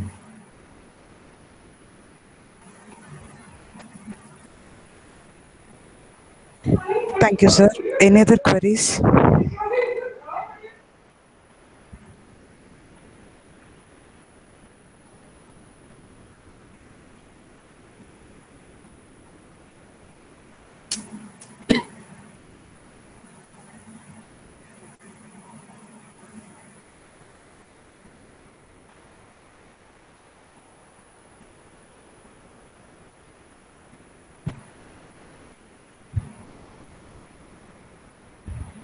Yes, you're totally free to ask questions. At least let the commerce economics people discuss about the issues. Whether the government is discussing about the issues or not. At least, Professor, then why this hue and cry, lot of hue and cry? The people who are highly qualified people in the farmers community also have joined all the way from the UK and everything in the protest. The reason is that there is something fishy in the laws, the three bills. Had not been something wrong with the bills, the farmers would not have gone on such a long strikes, long agitation. There is something wrong with the bills. And government, why hesitate? If something is wrong, why government is not coming forward to say, yes, these are so and so flaws, and government is having so reservation, not taking care of the farmers. And farmers being such an important community for the agroeconomy, as you rightly, you are economist, agroeconomy, and they should take care of their interest first, because of them only we are surviving today. If they are not, they are on the disadvantaged side, then what is the fun of it? Though everything is becoming privatized, everything in the hands of private people. Even if this goes in the hands of private people, then what is the fate of the common man? Still, 40% people are below the poverty line. The poverty line will be again going further, maybe 60% also. So how do you take on this, sir? very nice, sir. I even at present also, 80% of the agricultural products are traded by private people only. The government is not doing any trade. Government is not, only the Food Corporation of India is procuring paddy from the farmers and for public distribution system. But other than that, agriculture trade commonly done by private. 80% of the overall agriculture trade in India done by private people only, not by but now government is telling that let the farmers sell their product directly. So here the 85% of the people who involved in agribusiness, they are the people who are supposed to be affected. As per these bills, because it is giving the right to the farmers directly, approach the buyers, consumers, and no need of having a middleman. In fact, all the three bills, basically, if you look at the core ideas of three bills, no more middlemen, no more. Even government will not stand in between you and the buyer, you and the consumer. You directly sell the product to whomever you want. Whatever may be the price. For that only, they are asking go for agreement. Higher agreement may be higher level, higher price level, and so that you will get more price, and no need of worrying about losing your income. Losing your income due to natural calamities or even the minimum support price, something like that. Government is giving minimum support price to help the farmers, but actually the minimum support price is always a disadvantage for the farmers. You must keep in your mind that if proper, the godown facilities are there, if proper processing industries are there in India, why minimum support price? They can get more maximum, like our consumer durables, maximum retail price they can get it. Maximum retail price. There's not minimum support price. What farmers needed, maximum price for their product, not minimum support price. In that case, the government has to, fix the price, not a minimum level, maximum level. Okay, this is the price you give the farmers. Otherwise, if the government do that one, then automatically, the farmers will be benefited. Professor Ravinder Rena, what is the global perspective? Even the UN, now in the US Senate, also in the UK Parliament, also this issue has been raised. The very worry of this, as an Indian and as a common man, if this pathetic condition continues for some time, what would be the economy of India? Because you being an economist and having a lot of global exposure, how do you react to this situation in India right now? Well, thank you very much, sir, for that question. Well, at the global level, as I indicated to you, that we have a very good standing in terms of the agricultural arable land, and that is the best land.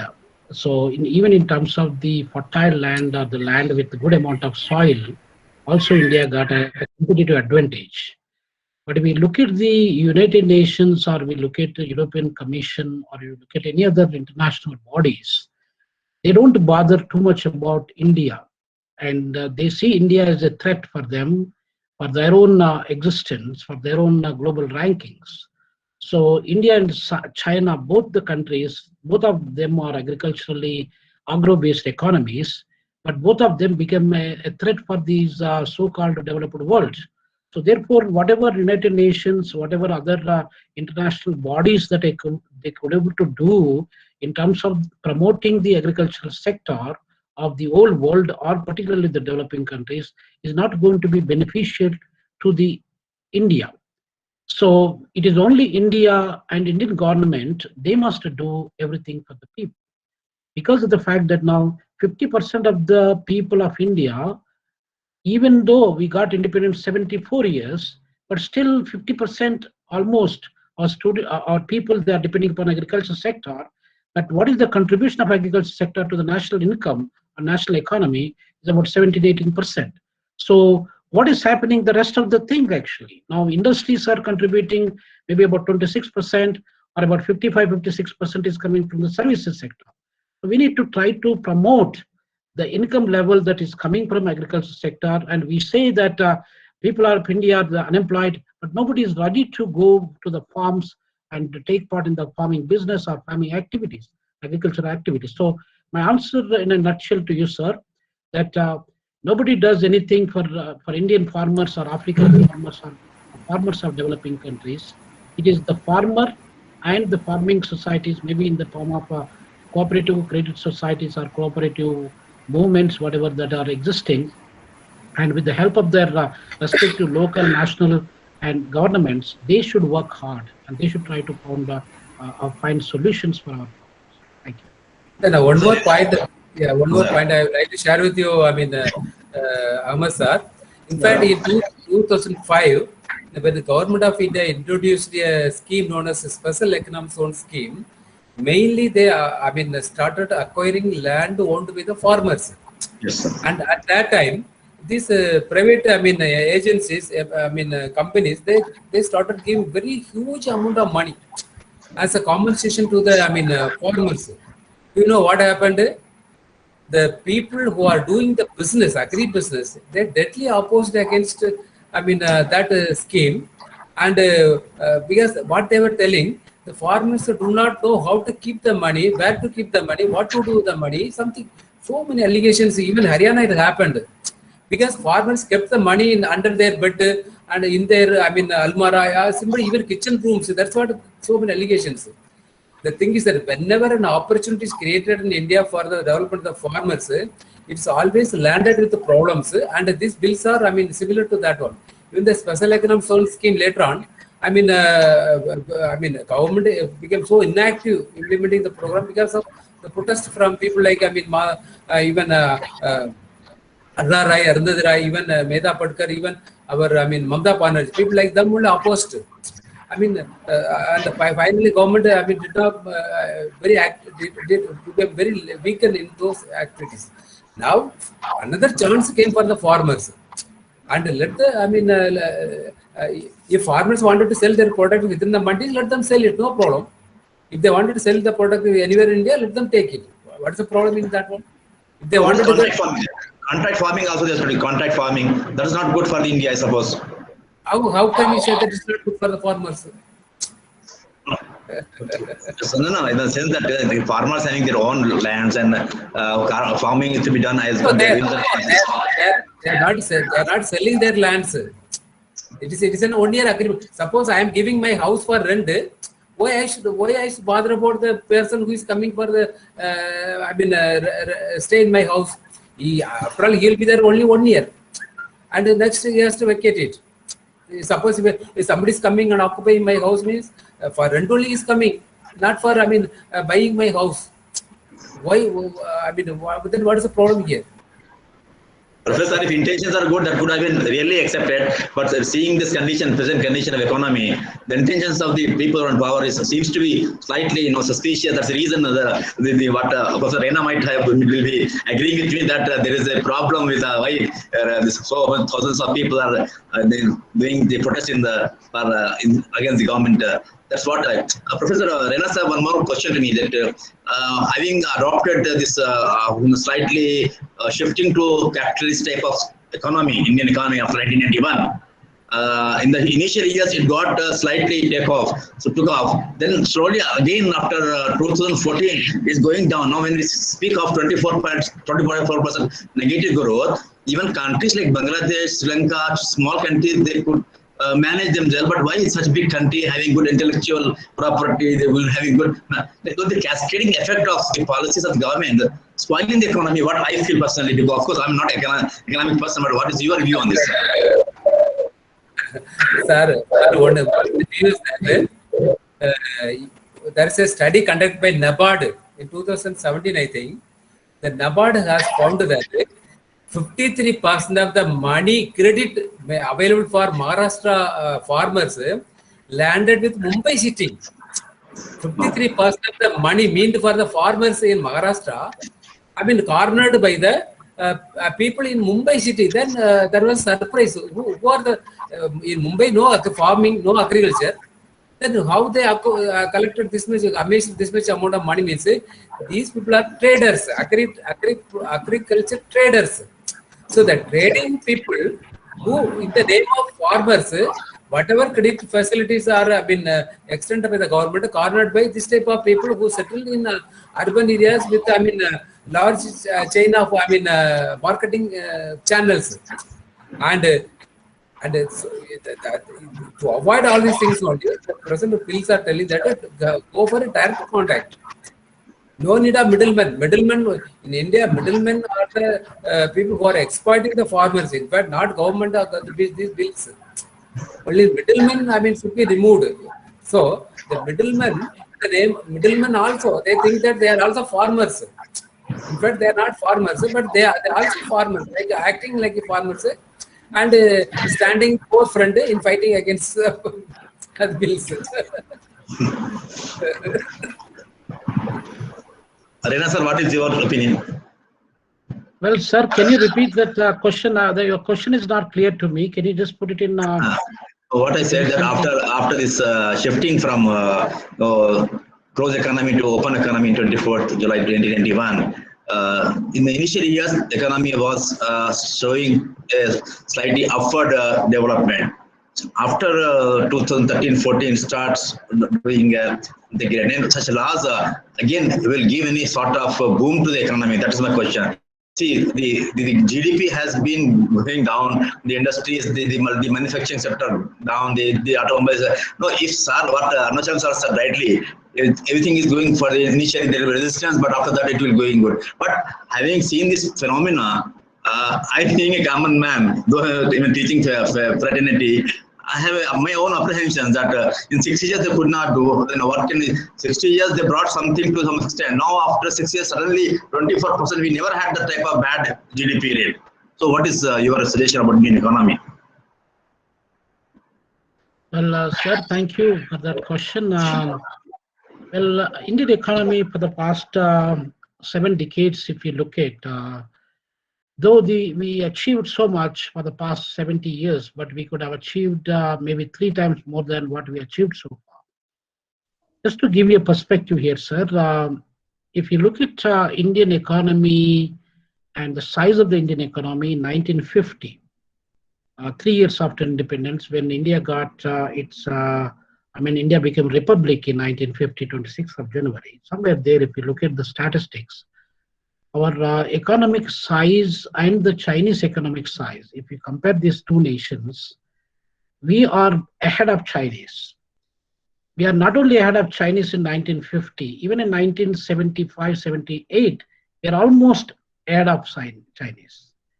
But if you take 1990, about 31 years ago, our economic size in real terms was about $297 billion. That is, the agriculture sector alone was contributing today, as I indicated in my speech. So 31 years ago, the Indian economy, the total Indian economy is about $297 billion. What is Chinese economy 31 years ago? It's about $313 billion economy. So between China and India is only $13 billion. Now, China exceeded, and China remains second largest economy with about 14.6 trillions today, whereas India is remained with about 2.7, 2.8 trillion dollars. So we are sitting side by side, and we are close neighbors. We will remain neighbors no matter whatever disputes that we have. But what had happened for the past 31 years on the line after the post-economic reforms, liberalization, globalization, and privatization by P.V. Narasimha Rao, then Prime Minister, though we have achieved significantly, even our foreign exchange, the amount that we earn through our foreign currency reserves are increased more than 500 billions. That is a credit for us. And at one stage, we didn't even have enough money to meet our targets to cover the expenses for 1 week, actually. That was the kind of scenarios we faced. But now, though we had improved for the past 30 years, but we could have improved 3 times more than what we improved. Now, look at the Germany, which is the 4th largest economy in the world, which is about $4.2 trillion income. And that is almost the same size of our Rajasthan state. Now, Rajasthan is a state of India. Germany is a country which is in the 4th position, and now we are after Germany. So we could have achieved so much because of the way that we have the wonderful policies that are being prepared or designed, but unfortunately, when it comes to implementation, we are not implementing them properly. There are lots of politicians, even at the grassroots level, from village ward member or the village sarpanch to MLA, MLC, and MP. Everywhere the politicians are trying to involve in the whole process. For every 1 rupee that was meant for the farmers and the common man of India, out of that 1 rupee, only 30 cents were given to the people. Remaining 70 cents were taken back and put it in the pockets of the middlemen and the politicians. So that is the biggest problem that we have. So we need to address that problem collectively, because as one person we can speak, but as the people of India we can achieve so much. I think that would be, in a nutshell, my concluding remarks for your questions. Absolutely, absolutely rightly said, Professor. Really, but political will is needed. Really, political is needed, and I think because of the multidimensionality of our economy, maybe the reason for this type of, because as rightly you mentioned that Germany and also Japan hit in the First and Second World War, they could again regain their position, and we had not such a bad situation. Even then, we are going down. That's a really pathetic condition of our economy. God has come to us to help. Really. But, thank you so much. Thank you so much. One observation, sir. Sir. At the time of independence, we had a patriotic, politicians who were very much concerned about, developing our country, our people, something like that. I mean, yes, they suffered a lot during the British period. But after probably after 1985, 80, I mean, because that the patriotic intention only, I mean, we created first fire plan agriculture, second fire plan industries, then 46, 48, 1948 industrial policy resolution, 56 industrial policy resolution, 77 industrial policy statement to 1980 industrial policy statement. These are all, I mean, to boost the economy. But later on, the erstwhile jamindars, the erstwhile landlords, the erstwhile culprits who supported the British, they started contesting elections and started occupying the positions. Most only 50% or 60% of them at present, they are the central ministers, state ministers, mayors, councillors, wardens, so many positions they occupy. And they don't want to, they have the same mindset of royal family, kingdom, royal family, landlords, jamindars, something like that. So they wanted to amass wealth, they wanted to settle very well, they want to enjoy the life. And poor people, let them be poor, something like that. That's the attitude of them. Unless, because they wanted to see their son become MLA, their grandson will become be the MLA, son minister, grandson minister. This attitude now reached. So our vote, as you pointed out that now Indian economy is exploited by our own politicians, not by British, not by somebody from outside. And that mindset should be changed.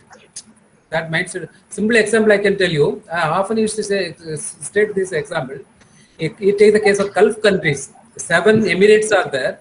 These 7 Emirates, got an opportunity of selling their oil to the world over the world countries. The oil exploration took place only in 1930s. 35 they started selling the oil. They started amazing, very huge amount of money flooded into their economies. But if they are the kings, not like our democratic leaders. They are the royal families. Land is owned by them, and every property is owned by them. If they wanted to enjoy the life of taking entire money, they would have, settled in America or even Singapore, Australia, New Zealand, something like that. But they did not do that. Whatever money they made through the oil selling, they created opportunities for the people within the Arabian countries. Every Arab is now a businessman. Exactly. The officers. That means they had a lot of problems before oil exploration. They were like nomadic people, wandering the desert for food with camel racing, cattle racing, something like that. But the Arab, all the Emirates made them as great business people, and owners of many establishments. So it is the duty of the royal family to make their citizens are very rich. Emirates are very rich. Same way, they made every citizen also very rich. But that mindset, not available. Our, royal families, our landlords, jamindars, our MLAs, MPs. Here, they want to amass the wealth for themselves, their families, their children. And no need of there's no question of sharing with the people who are at the bottom of the level. That is the mindset of the Indian landlords, jamindars, rich people, and the Gulf Emirates. This is what you can information. Exactly, sir. You rightly said, sir. The disparity of distribution, income, and wealth is not proper in India. That may be, yes, you are true, exactly true. And the exploitation resources also very, very bad, very poor. No, if you are not a patriotic, if you don't have a patriotic feeling, then automatically exploitation will come. Yes. If you don't feel that it's my country, they are my people, I have to do something for them, then automatically you will not bother about them. Just now, Professor Rena has given the example of Germany. It's like a state of Rajasthan. Now it's having fourth position. Itself really a good lesson for us. Now it's an example for us how we can immediately take some action to go for a take off stage. Otherwise, they will come. We will all become further poor. But that's true. What Professor Rena said. I do agree. One fine example. One person, if 5 times he was the MLA of a particular constituency, and in the latest manifesto, he is telling that I will provide you drinking water, I will provide a road, I will provide you toilet facilities. Then last 25 times, what he did for the people. You're right. You're rightly said. Rightly said. Whether we can do it within next 5 years. I mean, these are all. I mean, that's why I'm telling that we need a patriotic, mindset people, not like ordinary politicians who exploit the people. Then only policy programs will be implemented. Thank you, Professor. Very, very interesting comments from your both experiences you have shared, sir. Thank you so much, sir. Very nice to see you, Ravinder sir. Yeah, my pleasure, sir. The great economists, they are sitting side by side. Professor Arnachalam ji, I quoted you a few occasions while I was speaking, and I also happy to see our Professor Badiuddin Saab from Hyderabad. Very happy to see you, sir. Thank you. No, Agama sir is a very good, discussion. I attended some of his programs. He was there with me for a program in Chennai also last year. Last year. It was before the 17th February we had in the Chennai. Before this Corona. Yeah. Even I attended one lecture of Professor Rena at Hyderabad. Since then, last February, it was last January 25th. Yes, sir. So Anvaruddin College, Hyderabad. That is true, sir. We were together at that time. Yeah. And since then, I'm not losing just any lecture. Sir has also sending me links and every lecture. Sir has a very good exposure. Really, I must really salute to sir. That very good, content, very good, text, very good what you call material he has in it.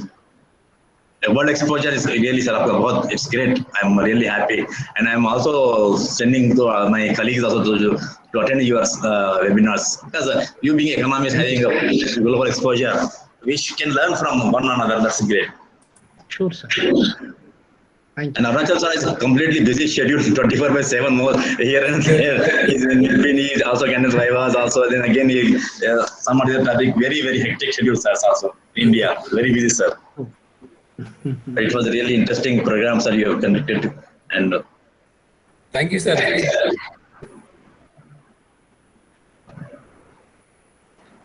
think any audience can ask a question to the panelists, any person from faculties. They are very learned persons, both are learned persons in the economic side.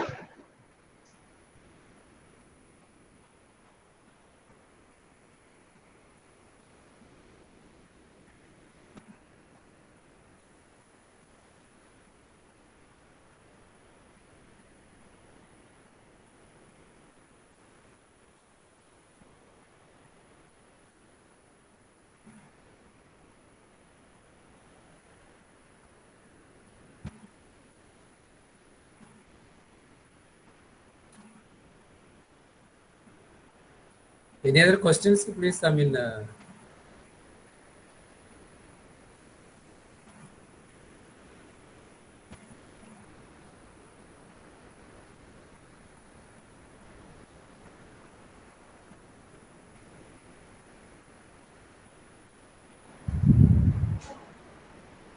Yes, madam. Okay, sir. Shall we conclude, sir? Yeah, sir. If no more questions, we can wind up the session. Yes, sir. Thank you very much, Professor Rena, sir, for expounding on the far-reaching impacts of pandemic shock on the agriculture commodity trading in India. We were indeed honored by your presence, sir. Thank you so much for taking your time out of your busy schedule to be with us today. It was indeed an honor, sir. Thank you. Thank you. And we have come to the end of the session. And I call upon Mrs. S. Jaybhakya Lakshmi, Assistant Professor of Commerce, Self-Finance, to propose the vote of thanks.